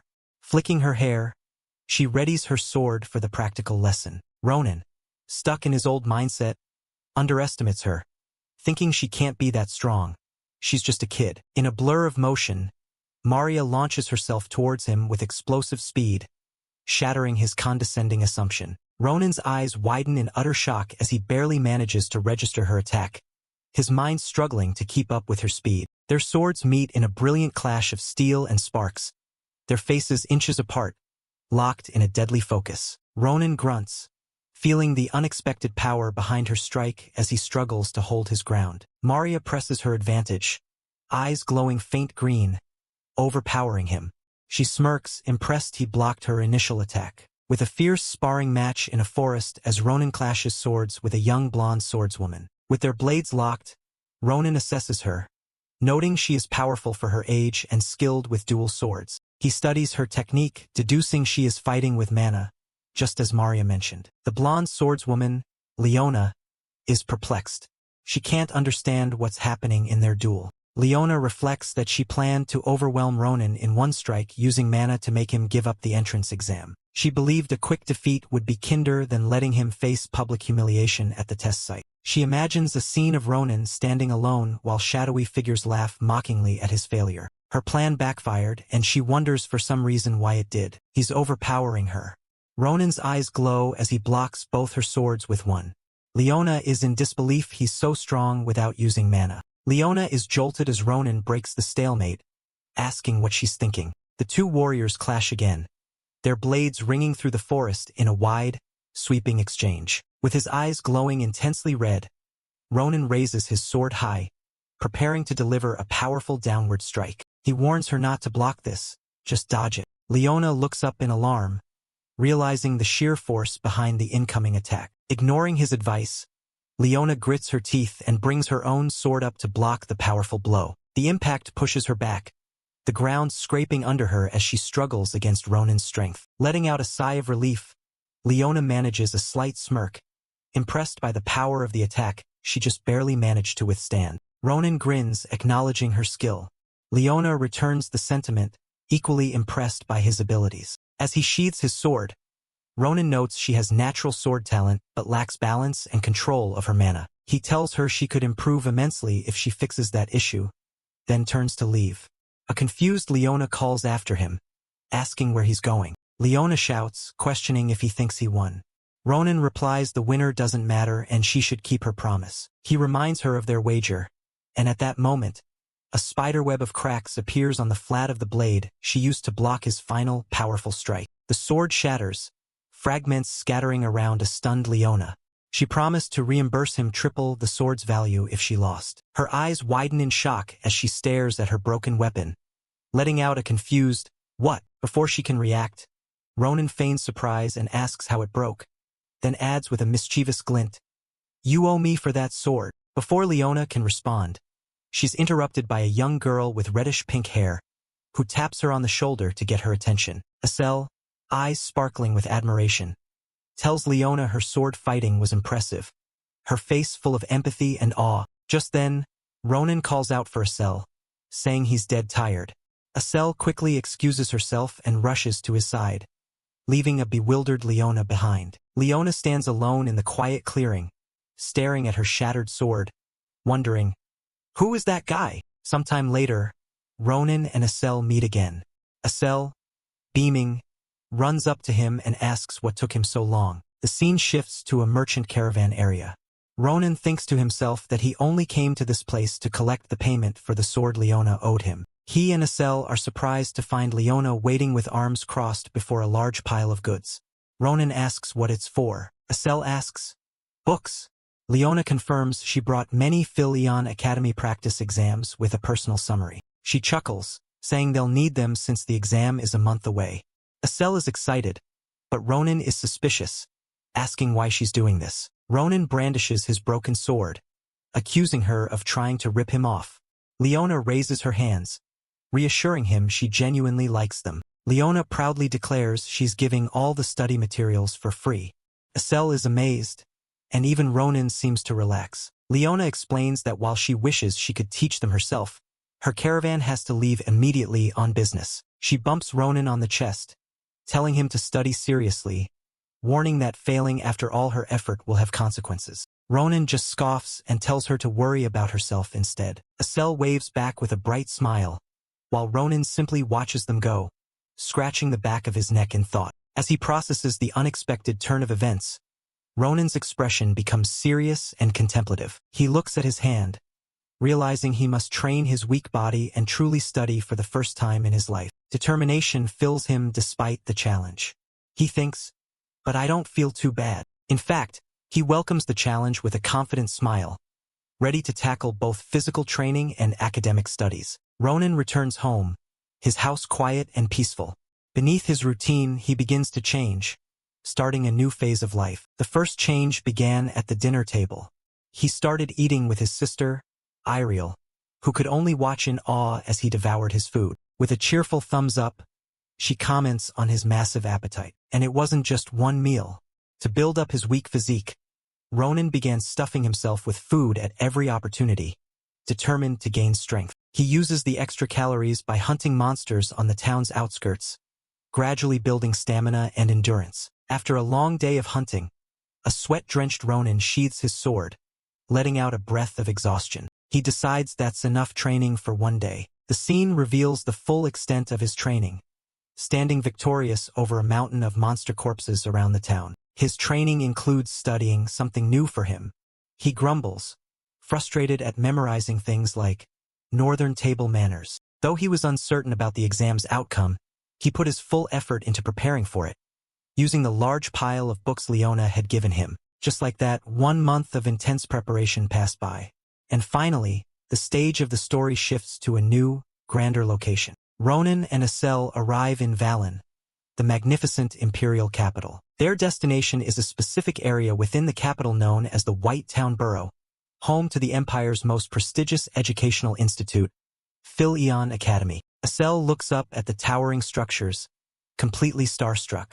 She can hardly believe that she's finally here. A sweeping view shows the vast academy city as Estelle exclaims, "So this is Philon." She continues to marvel at the sights, noting that the city itself looks like a beautiful work of art. As she's lost in wonder, Ronan's voice cuts through her daze, telling her not to just stand there gawking in the middle of the street. He teases her for looking like a country bumpkin and tells her to hurry inside. Estelle quickly apologizes. However, she hesitates for a moment before following him, prompting Ronan to ask what's wrong. Estelle confesses that she's just having a hard time getting used to his new appearance, noting how much he has changed in just 1 month. In her thoughts, she finishes, "It feels like you've gotten so much bigger, Ronan." Ronan, bulked up from training, looks back with a mature presence, questioning what she means. He dismisses her observation as nonsense and gives her a light whack on the head to get her moving. As they approach the academy, Ronan quietly wonders if he'll meet a prodigy from his past life. He thinks of Schlieffen, the swordmaster, and Grancia heir, whose fame spanned the entire empire even then. The Grancia family valued sword mastery, with Schlieffen as their crowning achievement. Ronan muses that since Schlieffen was around his age, there's a good chance he might run into the prodigy at the upcoming exam. He quickly dismisses the thought with a sharp look, deciding that whether he meets Schlieffen or not doesn't really matter. His train of thought is broken when Estelle peeks out from behind him, asking if he remembered to bring that thing with him. She reminds him of the magical feather from the dream bird they saved, which is meant to lead to its owner. Ronan confirms that he packed it, remembering that the bird's owner was said to live in the capital. He then pulls the glowing blue feather from his tunic. He mentions that he was planning to pay the owner a visit after the entrance exam. But as he speaks, the feather begins to twitch and glow brighter in his hand. Ronan is surprised as the feather shoots from his grasp, hovering before flying straight up toward the academy's top floor. The scene shifts, focusing on a large, sunlit window on that very top floor. Inside, a man sighs wearily at his desk. He laments that nothing is ever easy and complains that he's still not used to his teaching job. He muses that perhaps he should go back to being an explorer, only to be interrupted by the chirping of a small blue bird on his shoulder. The man's expression softens as he gently strokes his pet, Marps, asking if the little bird is trying to encourage him. He smiles, agreeing with his companion that he should probably stick around for now. After all, he still needs to repay the person who saved his precious Marps. This man is Baron Panacir, a professor of zoology at Philion. The professor is a werlion. Professor Baron opens the windows, wondering what he would do if Marp's savior appeared today. As he walks to the window, he thinks he wouldn't want his guest to feel uncomfortable but trails off, sensing something is wrong. Outside the window, Ronan thinks he didn't even knock, but the window opened. He peers into the office with a grin and glowing yellow eyes. Baron and Marps recoil in terror at the demonic face in the window. Ronan points to the bird, stating it must be his. The professors scream and the bird's frantic chirps echo across the peaceful academy grounds. A loud stomp announces a visitor, sending Baron Panacir into panic. Cowering with a small creature, he demands to know who is outside his window. Ronan and Acel enter the top floor room. Ronan holds a blue feather, complaining about Baron's screaming, while Acel wishes they had taken the stairs. Baron clutches his blue bird, Marps, asking if the intruders are after it, squeezing the creature in his anxiety. The focus shifts to the item in Ronan's hand. It's the feather from the blue bird, Marps, and it's letting off a faint, magical glow. Upon seeing the glowing feather, Baron's expression changes from fear to sudden realization. His eyes widen as he connects the dots. Putting it all together, Baron looks at Ronan and Acel with a new understanding, asking if they are the very people who saved his precious Marps. Baron, realizing his mistake, feels shame for how he treated his pet saviors. Baron bows deeply, begging for their forgiveness. Ronan, however, remains relaxed, casually telling him not to worry about it. Acel blames Ronan for their entrance, but he retorts it was her idea to use telekinesis to avoid the stairs. To stop her from revealing any more embarrassing details, Ronan playfully squeezes Acel's cheeks, silencing her mid-sentence. As Acel struggles, Ronan turns to Baron, surprised he is a werlion, the rarest type of werbeast. Baron is surprised, revealing he is a Philion Academy professor and shocked that Ronan is an applicant. The professor groans, regretting the timing. If he had known sooner, he could have given a recommendation letter, but today is the exam. Baron kindly offers to write them a letter if they happen to fail. Ronan, however, can only see this as a potential jinx. Changing the subject, Ronan mentions that he has something to ask while they are here, noting that they don't have much time. He brings up Marps, asking if the professor knows anything about something the blue bird laid before it flew away. Ronan shows Baron a mysterious egg with a swirling purple galaxy inside. Baron is stunned, asking what Marps has done. Baron's eyes widen in utter shock as he identifies the object. It's not just any egg, but an incredibly rare dreambird egg. Baron is flustered by the intimate gift from his pet, while Ronan, oblivious, says it's normal for birds to lay eggs. With a serious expression, Baron explains to Ronan that this is remarkable because Marps is a dreambird. The professor's explanation continues, hinting that the true surprise of this situation is yet to be revealed. Baron explains that no one knows what will emerge from the egg. Ronan, confused, asks what he means. Ronan reasons that it's a bird egg, so a bird should hatch from it. But Baron shakes his head, reiterating that dreambirds are different. The professor explains that dreambirds infuse their eggs with the mana of their surroundings, or a person they've bonded with. The infused mana shapes the hatchling. An egg near lava will produce a firebird born of flame. The professor adds that a dreambird egg laid in a monster's lair will hatch into a monster-like creature. In these extreme cases, the resulting creature may not even resemble a bird at all, making its true nature a complete mystery until it hatches. Professor Baron taps the egg, explaining that normally the mana predicts the outcome, but this egg is different. The reason for its unpredictability is the sheer number of different mana strains swirling together inside it. He holds up the egg, showing the chaotic energies within.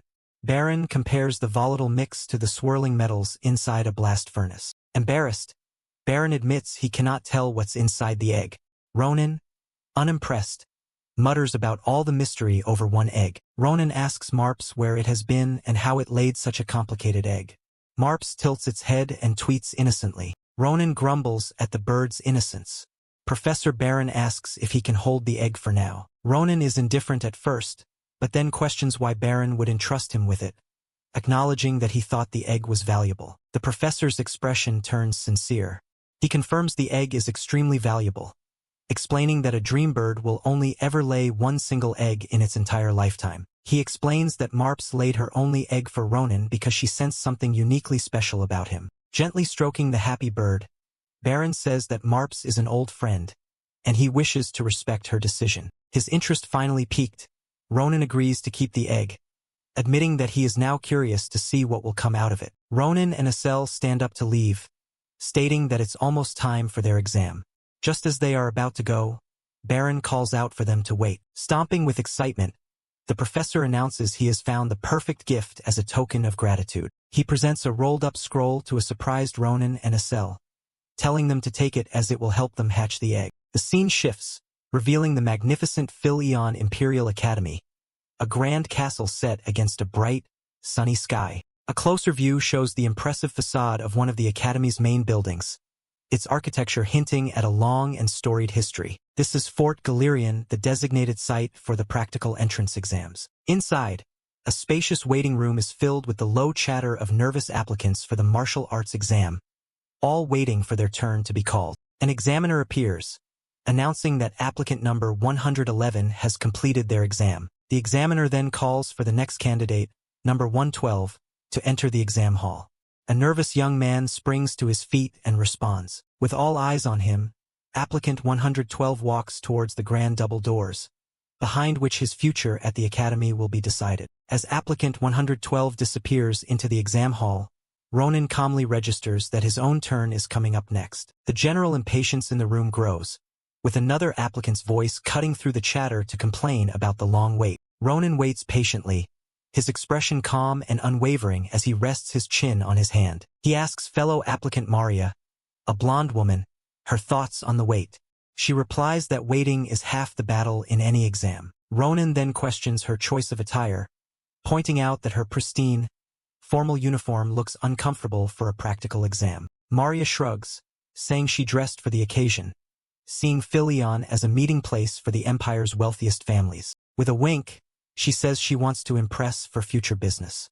Ronan looks unconvinced. Maria sighs, wishing a certain cutie was there. Ronan reminds her the mage exams are in a different area. As Maria worries, the proctor announces applicant 112 is done. The next number, 113, is called. Ronan rises to his feet, realizing it's his turn.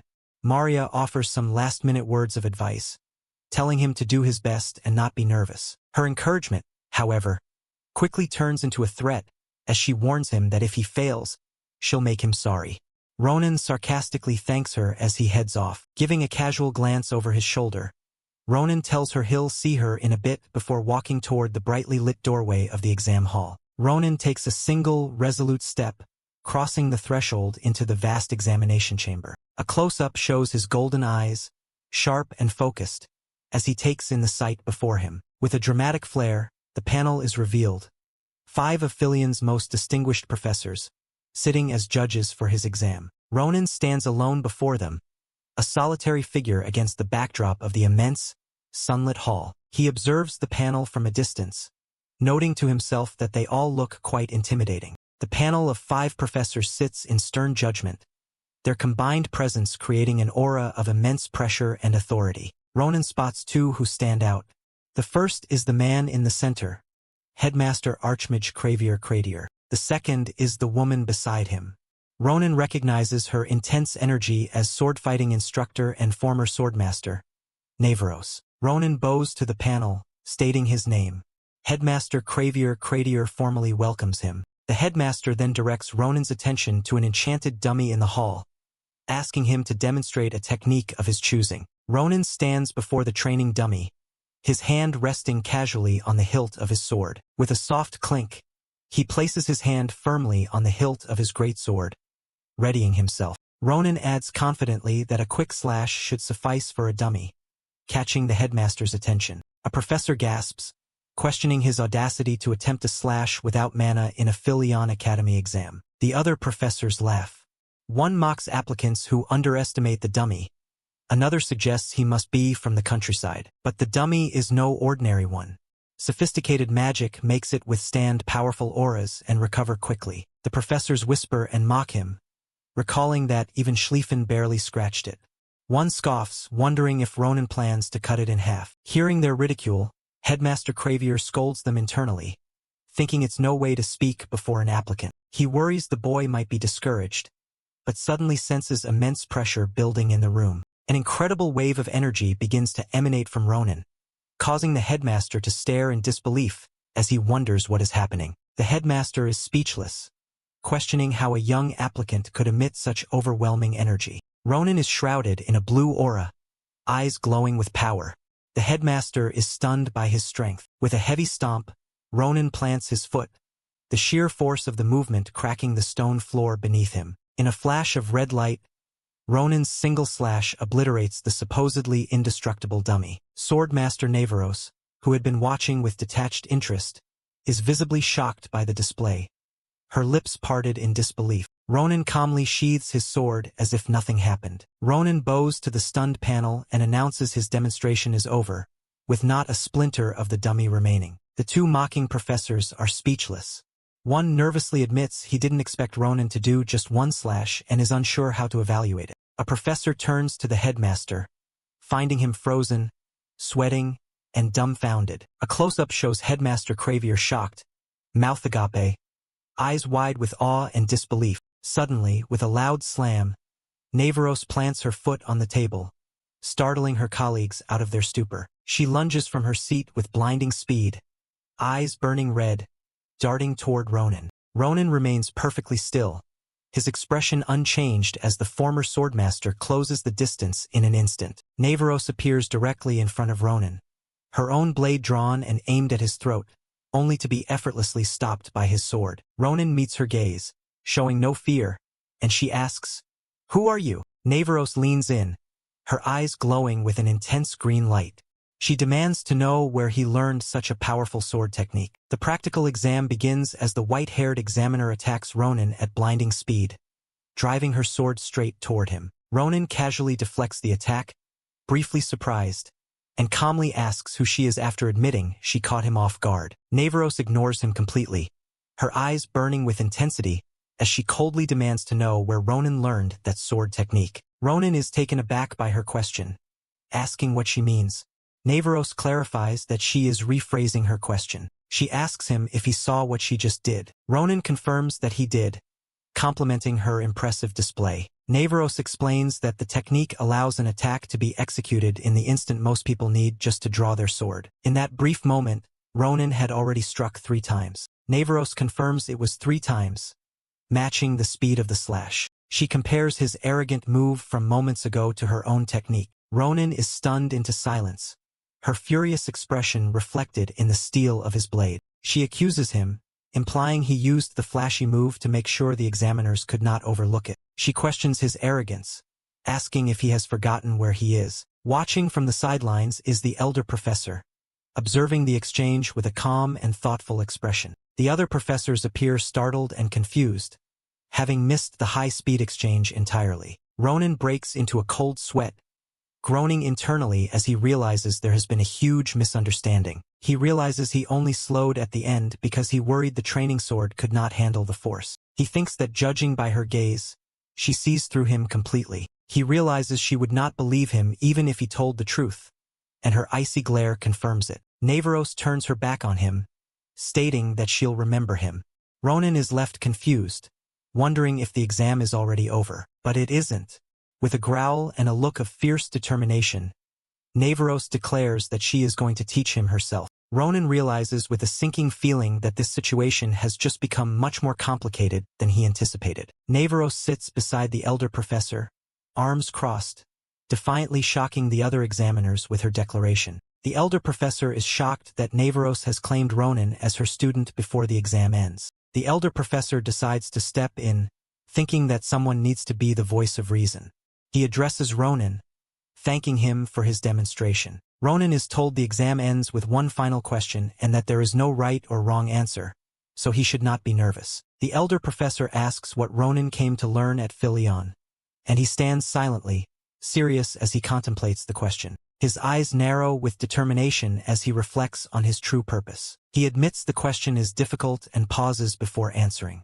A flashback shows him alone among fallen comrades on a battlefield, revealing his motivation. Ronan answers that he wants to learn not to regret his mistakes, as the ghost of his past self overlaps with him, showing the weight of his failures. He finishes by saying that's what he'd like to learn first. The elder professor is visibly stunned by the profound and mature answer. The elder professor, impressed, acknowledges his answer. The exam ends as Ronan leaves and the ornate doors slam shut, leaving the professors to discuss the results. The elder professor stands with his back to the room, lost in thought after Ronan's departure. He quietly repeats Ronan's motivation to himself, how not to regret mistakes. The professor muses that, in all honesty, he has no idea how he would even begin to teach someone such a concept. Another professor, bewildered, asks what is going on, questioning Navarros and the elder professor's behavior. The elder professor suggests the boy must have done something to cause such a reaction and wonders if he used trickery. After a moment of thought, he agrees with his own suggestion, stating that perhaps trickery is the right word for it. The panel focuses on the training dummy, its armored head now split apart. The elder professor clarifies that trickery is the only way to describe Ronan's tremendous talent. The other professors are left speechless and utterly baffled by this explanation. They realize the elder professor meant Ronan broke the enchanted dummy,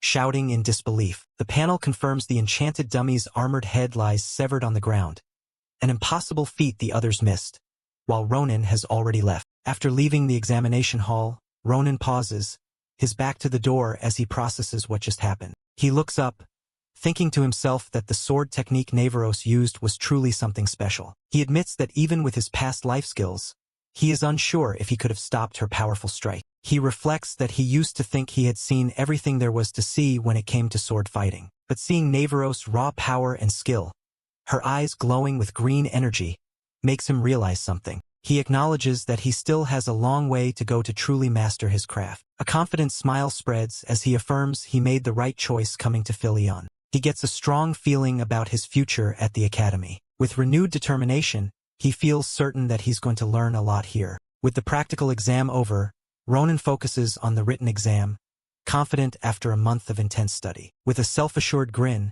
he thinks to himself that he should be fine. The scene cuts to some time later, with Ronan sulking in a corner, his previous confidence completely gone. A thought bubble shows his despair, realizing it was not fine. His friends Maria and Estelle find him in misery, giggling as he complains he screwed up like always. Maria is shocked to learn from Estelle that Ronan studied only half the material, questioning why he ignored her advice. Estelle explains he studied one book but forgot the bag with all the other materials. Estelle cries, blaming herself for not checking the bag, while Maria is amused, calling them quite the pair. Maria asks Ronan if he has been sulking since the exam and reminds him the results will be announced soon. Tired of his whining, Maria pulls Ronan up, reassuring him the practical exam counts more and his talent ensures he'll be fine. Just as she says this, a massive, glowing magic circle illuminates the courtyard, signaling the announcement of the results. A nearby student shouts for everyone to look,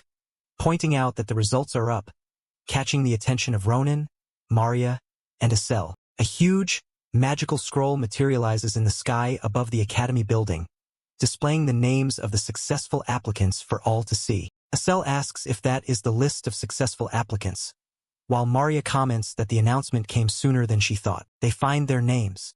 Estelle celebrates sharing first in the magic written exam, while Maria is satisfied with ninth in both martial arts exams. Having both secured their spots, Maria and Estelle look at each other, pleased with their results. Maria gets emotional, her eyes tearing up with pride for her friends. She grabs Estelle in a celebratory hug, shouting with joy that they both passed. Maria points to the results, excitedly telling a startled Estelle that she actually came in first place on the written exam. The results show that it was a shared first place, meaning two other applicants got the exact same score as her. Maria playfully ruffles Estelle's hair, telling her how amazing it is to get first place.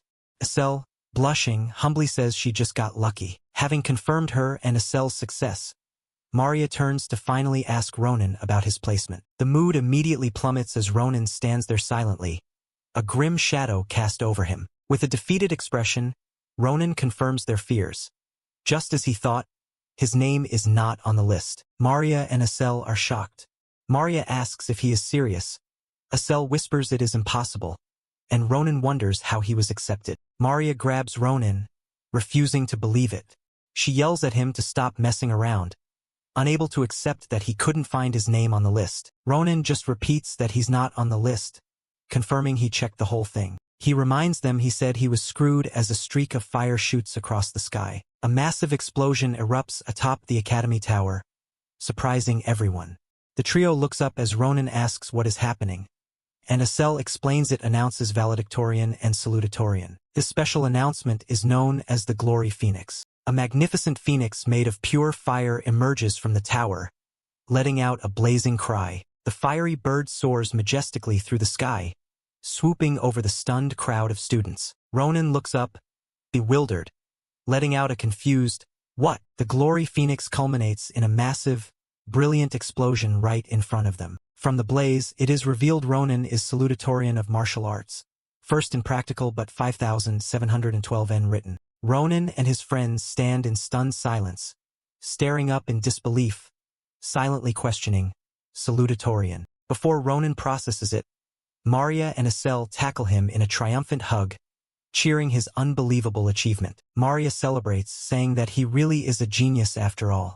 Still dazed, Ronan laughs weakly, asking if she only just realized that. His celebration stops as he realizes coming first in practical means he lost to him, and knowing that temper, he will not be pleased. As his friends celebrate, a menacing figure approaches, giving Ronan a bad feeling. A young man with a dark aura confirms Ronan took first place.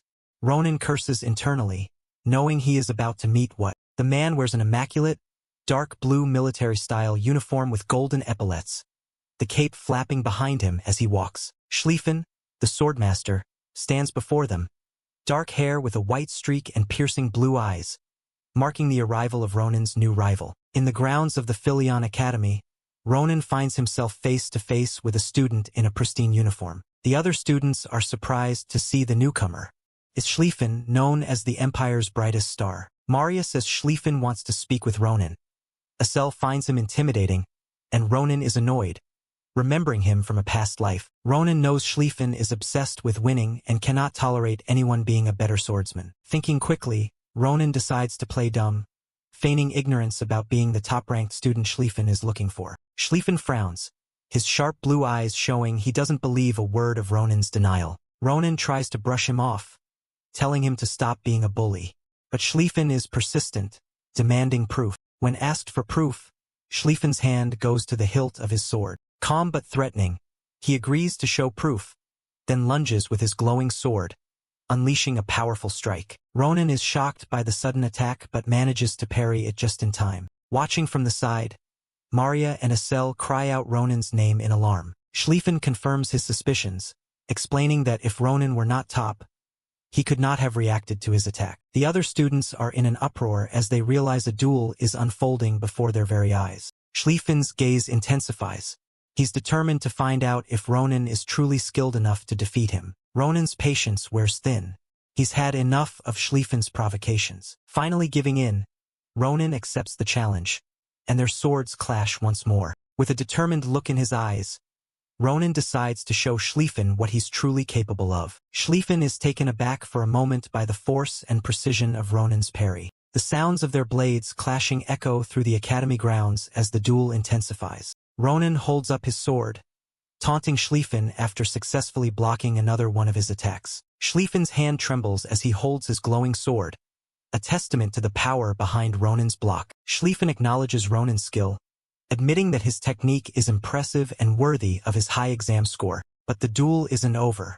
Schlieffen firmly plants his foot, his expression turning serious as he prepares for his next move. He glares at Ronan and declares he is not good enough to defeat him. Ronan, irritated, tells him to stop, but Schlieffen demands he reveal the full extent of his abilities. Schlieffen's eyes glow blue as he prepares a powerful attack, refusing to accept the situation. Schlieffen yells he cannot accept this as he slashes, creating a massive energy blast. Ronan, barely holding ground, panics, realizing Schlieffen might be trying to kill him. He knows that if Schlieffen uses his aura, it will be disastrous.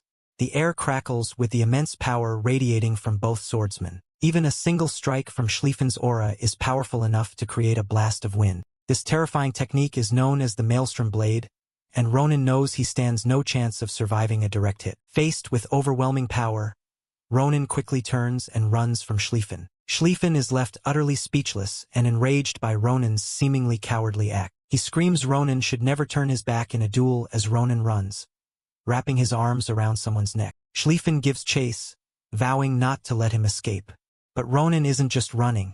He grabbed Asel with the sword to her neck. Asel, caught completely off guard, cries out in confusion, asking Ronan why he suddenly grabbed her. Schlieffen, furious, shouts at Ronan for using a lady as a shield and calls him no knight. Asel clarifies he is a man, and Ronan smirks, knowing Schlieffen's weakness is his strict chivalry. Ronan exploits Schlieffen's chivalry, using Asel as a shield to strike him. Schlieffen can only let out a grunt of pain as he's struck by the unexpected, dishonorable tactic. The impact sends Schlieffen stumbling to the ground, dropping to one knee in front of a flustered Asel. Seeing his opening, Ronan grins and tells Asel and Maria that now is their chance to escape. Ronan yells to get out, leaving Schlieffen stunned, muttering what in disbelief. As Ronan and his friends make their hasty retreat, Schlieffen weakly calls out for them to wait. The commotion attracts attention.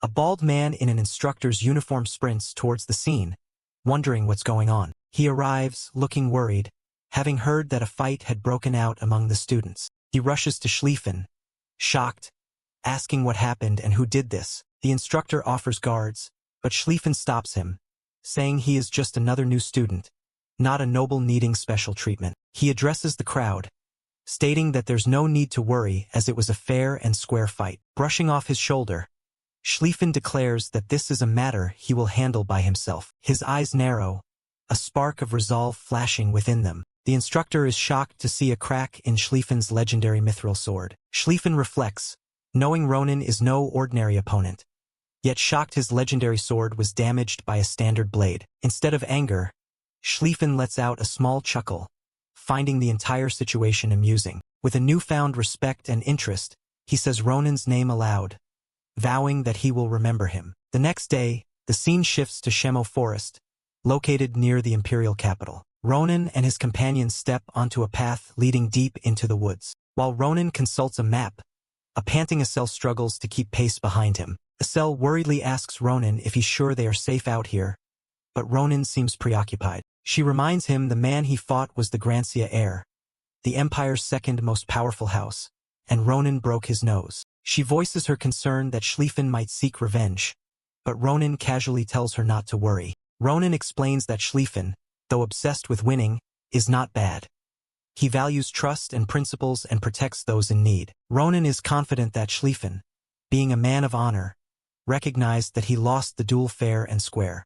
Otherwise, they would already be in chains. Asel considers Ronan's analysis and agrees that it makes sense. Ronan points to a sparkling body of water, announcing they have arrived at the mana vein Professor Baron mentioned. They stand before Pinardo Pond, where a waterfall of shimmering, mana-rich water cascades down. Ronan explains that mana sometimes gathers in a single place for unknown reasons. This massive concentration of energy creates what is known as a mana vein. A mana vein infuses everything nearby with power, turning rocks into premium mana stones and weeds into potent herbs, making it highly sought after. Ronan notes the places are worth a fortune, so most people keep them secret. Ronan reflects on Professor Baron's generosity in giving them the location, recalling when he handed him the map. He realizes the professor gave the location not out of generosity, but to bring the mysterious egg here. Ronan asks Asel how he feels.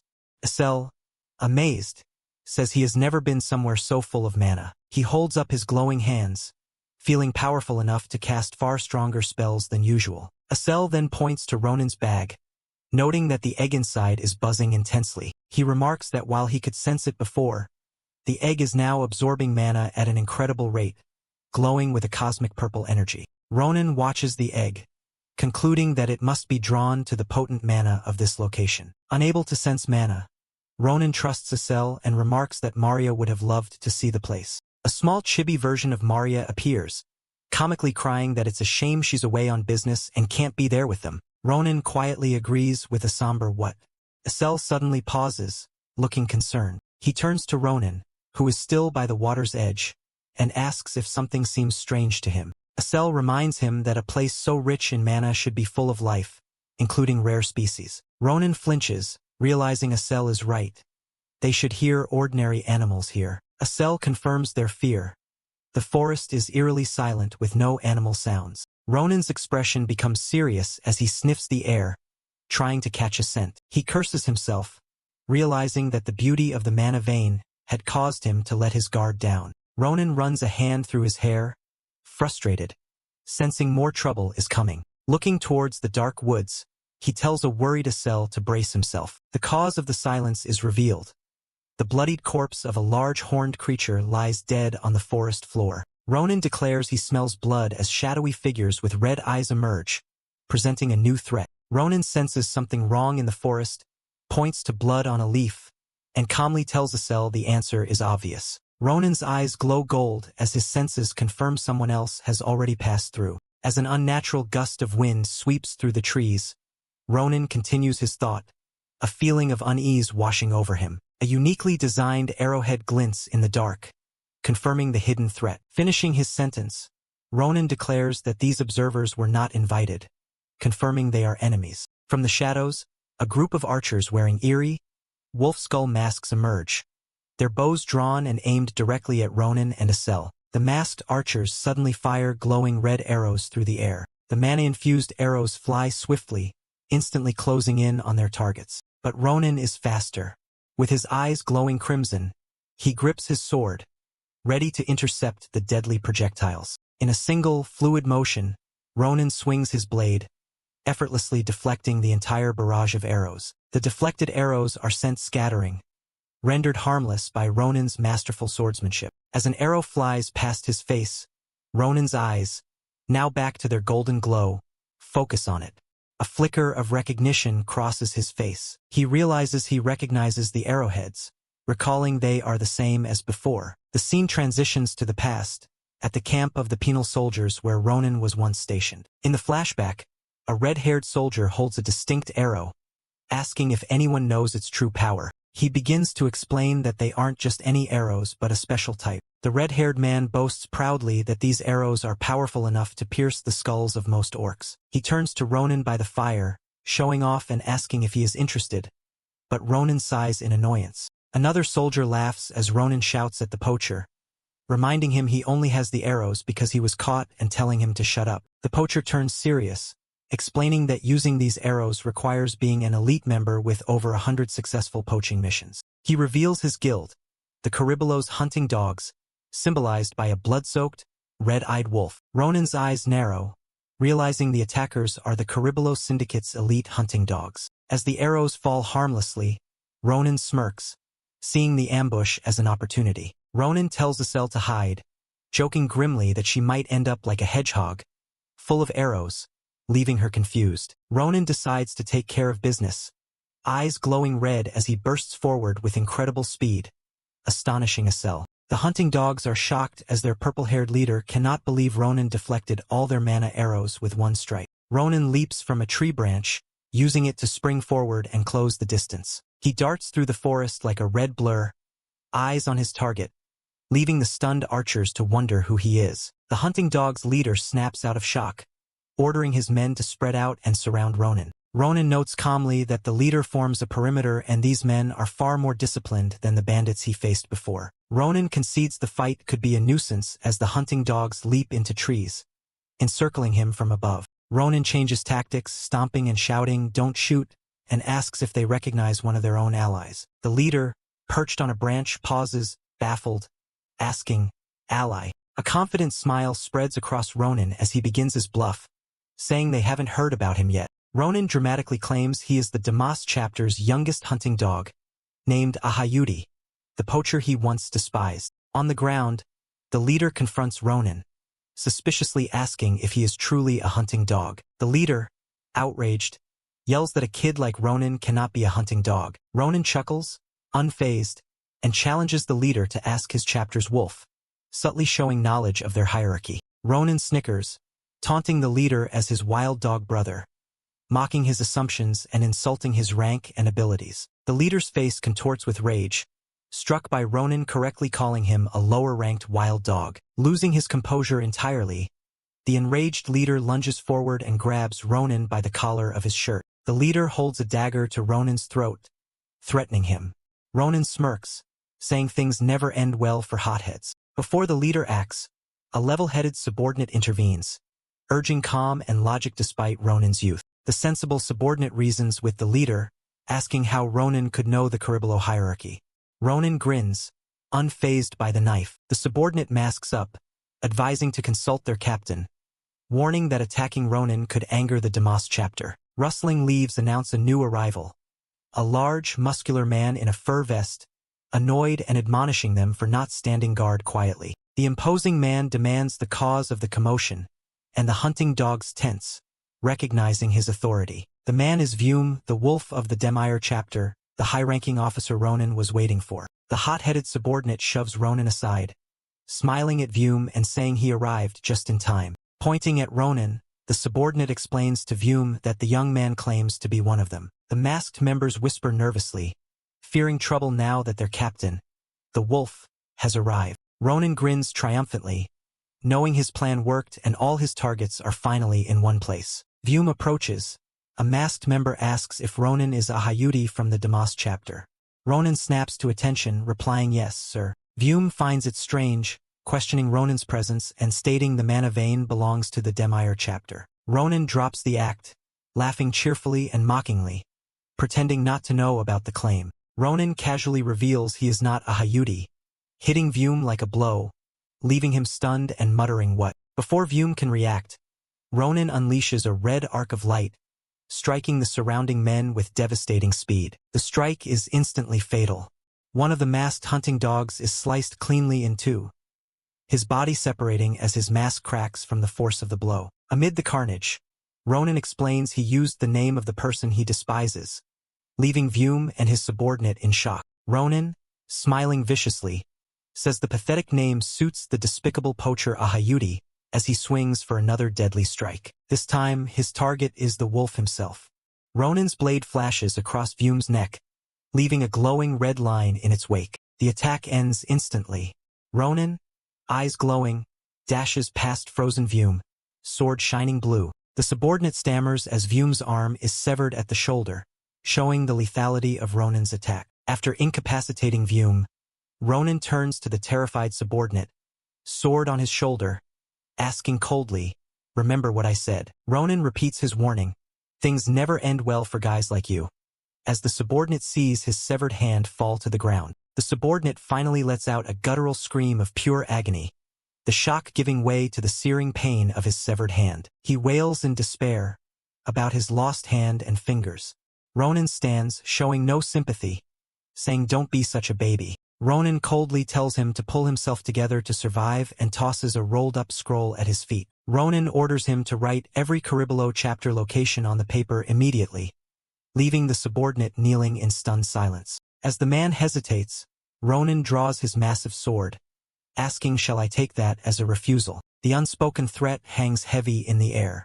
If the man is unwilling to provide the information, then he has no value left to Ronin alive. Ronin looms, eyes glowing red, grinning sadistically, radiating killing intent that terrifies the subordinate. The man panics, promising to do anything, but admits he has nothing to draw a map with. Ronin scoffs, asking what he means, pointing out he already gave him a tool to write with. Ronin cruelly tells him to use his severed hand as ink, filling the man's face with horror and despair. After the task, Ronin calmly inspects the blood-drawn map, noting the man made it as detailed as possible. Ronin compliments the man, saying he is talented. The subordinate, clutching his stump, hopes his life will be spared and thanks Ronin. Ronin stands, retrieving his sword, casually dismissing the promise of the man's life. The subordinate sees Ronin's sword glint red and realizes the promise of mercy was a lie. Ronin delivers a final, merciless strike, executing the man who gave him what he wanted. Ronin stands silently amid the massacre, face in shadow, the embodiment of a cold, ruthless victor. When asked about mercy, Ronin replies, of course not. His blood-splattered golden eyes revealing his merciless genius. The morning sun rises over the forest, but the peaceful scene is broken by the sound of someone retching. Asel leans against a tree, sickened by the aftermath, while Ronin coldly tells her not to make a fuss. He reminds her that he had told her to brace herself. Asel, still shaken, can only apologize. With a look of disbelief and horror, she says that she never expected something like this. She stares at the massive pile of bloody Caribolo carcasses, questioning if this slaughter was truly their own doing. Ronin and Asel stand before the mountain of corpses that lies in the middle of the forest clearing. Ronin looks over the corpses and says letting any of them live would have been a crime, explaining they were all wanted criminals and no one would care if they were dead. A glint appears in Ronin's eye as he suddenly wonders what Professor Baron would think if he saw this. He pictures the gentle, lion-like Professor Baron, a stark contrast to the violence of the current situation. Ronin looks over the corpses, saying letting them live would have been a crime, assuring Asel they were wanted criminals no one would mourn, yet imagining the professor's beloved birds, realizing it would devastate him. The blood from the corpses pools on the ground, creating a crimson mirror that reflects Ronin's grim face. As he asks Asel if they should head back, a small pouch tied to his belt begins to twitch. Asel notices the movement and asks what is happening as the pouch on Ronin's hip keeps wriggling, whatever is inside becoming increasingly active. Asel calls out his name in concern as Ronin reaches down to investigate the strange pouch. Her hand trembles as she points towards the pouch, asking what it is. Ronin pulls out a strange, glowing purple egg-like object. Asel looks on in shock while Ronin feigns ignorance. Suddenly, Ronin's eye widens in shock as he notices something happening. Globules of blood from the dead bodies defy gravity and begin to float up into the air. He and Asel watch, stunned, as all the blood from the surrounding carnage is drawn into the air. The floating blood then gathers into a massive wave and rushes towards them with a terrifying whoosh. Asel screams in terror. Ronin quickly pulls her behind him and draws his sword, cursing at the unbelievable sight as the torrent of blood rushes towards them. The blood is drawn toward his hand as the mysterious purple egg trembles violently, glowing ominously while absorbing the swirling crimson energy. Ronin stares in shock as the egg in his hand emits a powerful, blinding flash of purple light. Ronin realizes in disbelief that the glowing purple egg is absorbing all the swirling blood. They can only watch as the streams of blood are drawn from the forest floor into the intensely glowing object. A terrified Asel clings to Ronin, asking what's going on. Just as stunned, Ronin admits he has no idea. However, his confusion quickly turns into a confident chuckle as he realizes one thing. Standing before the vortex of energy, he begins to explain his revelation to Asel. He declares that whatever is inside that egg is no ordinary creature. The egg violently absorbs the last of the blood, then floats peacefully in a beam of light. The terrifying spectacle seems to be over. Asel cautiously asks if it's finished, and Ronin confirms it. Just as Ronin remarks that he doesn't see any difference in the egg, a large crack suddenly appears on its shell. More and more cracks spread across the egg's galaxy-like surface, indicating something is about to emerge. Asel points out the crack in shock, but Ronin grins with excitement, realizing that the egg is finally hatching. Through the cracked shell, Ronin celebrates, ecstatic to see the face of the special dream bird. His face is filled with manic glee as he awaits the creature's appearance. But his excitement is cut short as the newly hatched creature shoots out and smacks him squarely in the face. Asel cries out his name in alarm. Clutching his now bloody nose, Ronin grits his teeth in pain and disbelief, wondering what just hit him. He sees small, dark wings with a purple cosmic pattern fluttering and wonders if this is the dream bird. A small black fox-like creature with large ears, feathered wings, and glowing red eyes appears, letting out a triumphant caw. Ronin realizes the creature doesn't resemble any bird, noting its distinctly mammalian body. Asel suggests it looks like a dragon.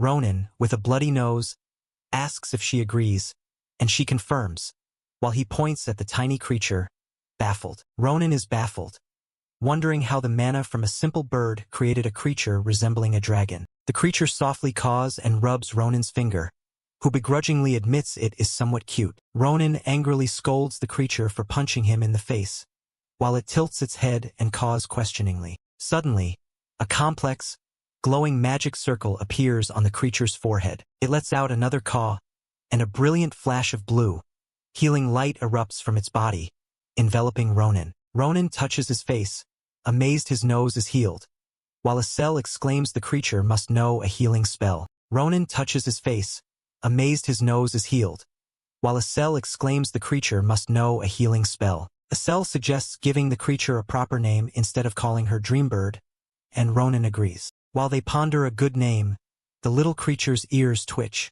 as if it has suddenly heard something. Suddenly, Sita's eyes begin to glow with an intense, ominous red light as it looms forward. With a loud cry, Sita shoots off into the woods like an arrow, leaving a stunned Ronin and Acel behind. Acel asks where she's going, but Ronin coolly folds his arms, surmising that she must have sensed something. Elsewhere in the forest, a hooded man sprints frantically through the trees, screaming in terror. Valuz, an errand boy for the Demire chapter, sprints pale with fear, recalling that he returned to the clearing to find all his comrades dead. He saw the swirling blood cloud and two mysterious figures in the distance, prompting him to flee. Overcome with fear, he continues to run for his life, trying to make sense of the situation. Unbeknownst to him, the newly named Sita is hot on his trail, speeding through the air towards him. Valuz glances back, screaming in horror as the strange creature closes in, and stumbles over a thick tree root. As Valuz struggles to get up, he hears the creature's cry looming over him. Before he can react, Sita attacks. A violent surge of energy rips into his leg, and he lets out a piercing shriek. Blood bursts from the wound. Overcome with pain and terror, Valuz screams for help. Just then, the sound of calm footsteps approaches. A voice commands, "Stop." At the sound, Sita pauses its attack, droplets of blood hovering in the air. Ronin and Acel arrive on the scene. He tells Sita that's enough, otherwise she'll kill the man. Acel is surprised by the name, and Ronin casually tells her he just thought of it. Holding Sita up, Ronin asks what she thinks of her new name. On the ground, Valuz trembles as he recognizes the boy from before. The horrifying realization dawns on him. The boy he saw earlier is the owner of this terrifying monster. Ronin casually greets him with a simple "Hey." The stranger feigns concern, asking, "Are you all right, Valuz?"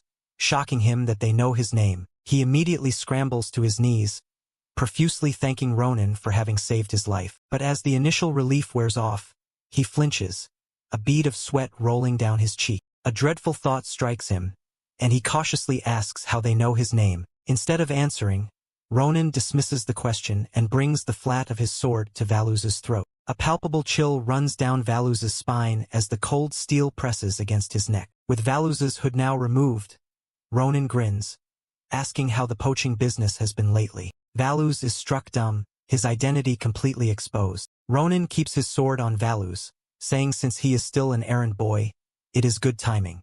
He has something for him to do. He grins, preparing to make one thing clear, and tells the terrified Valuz that this is not a request.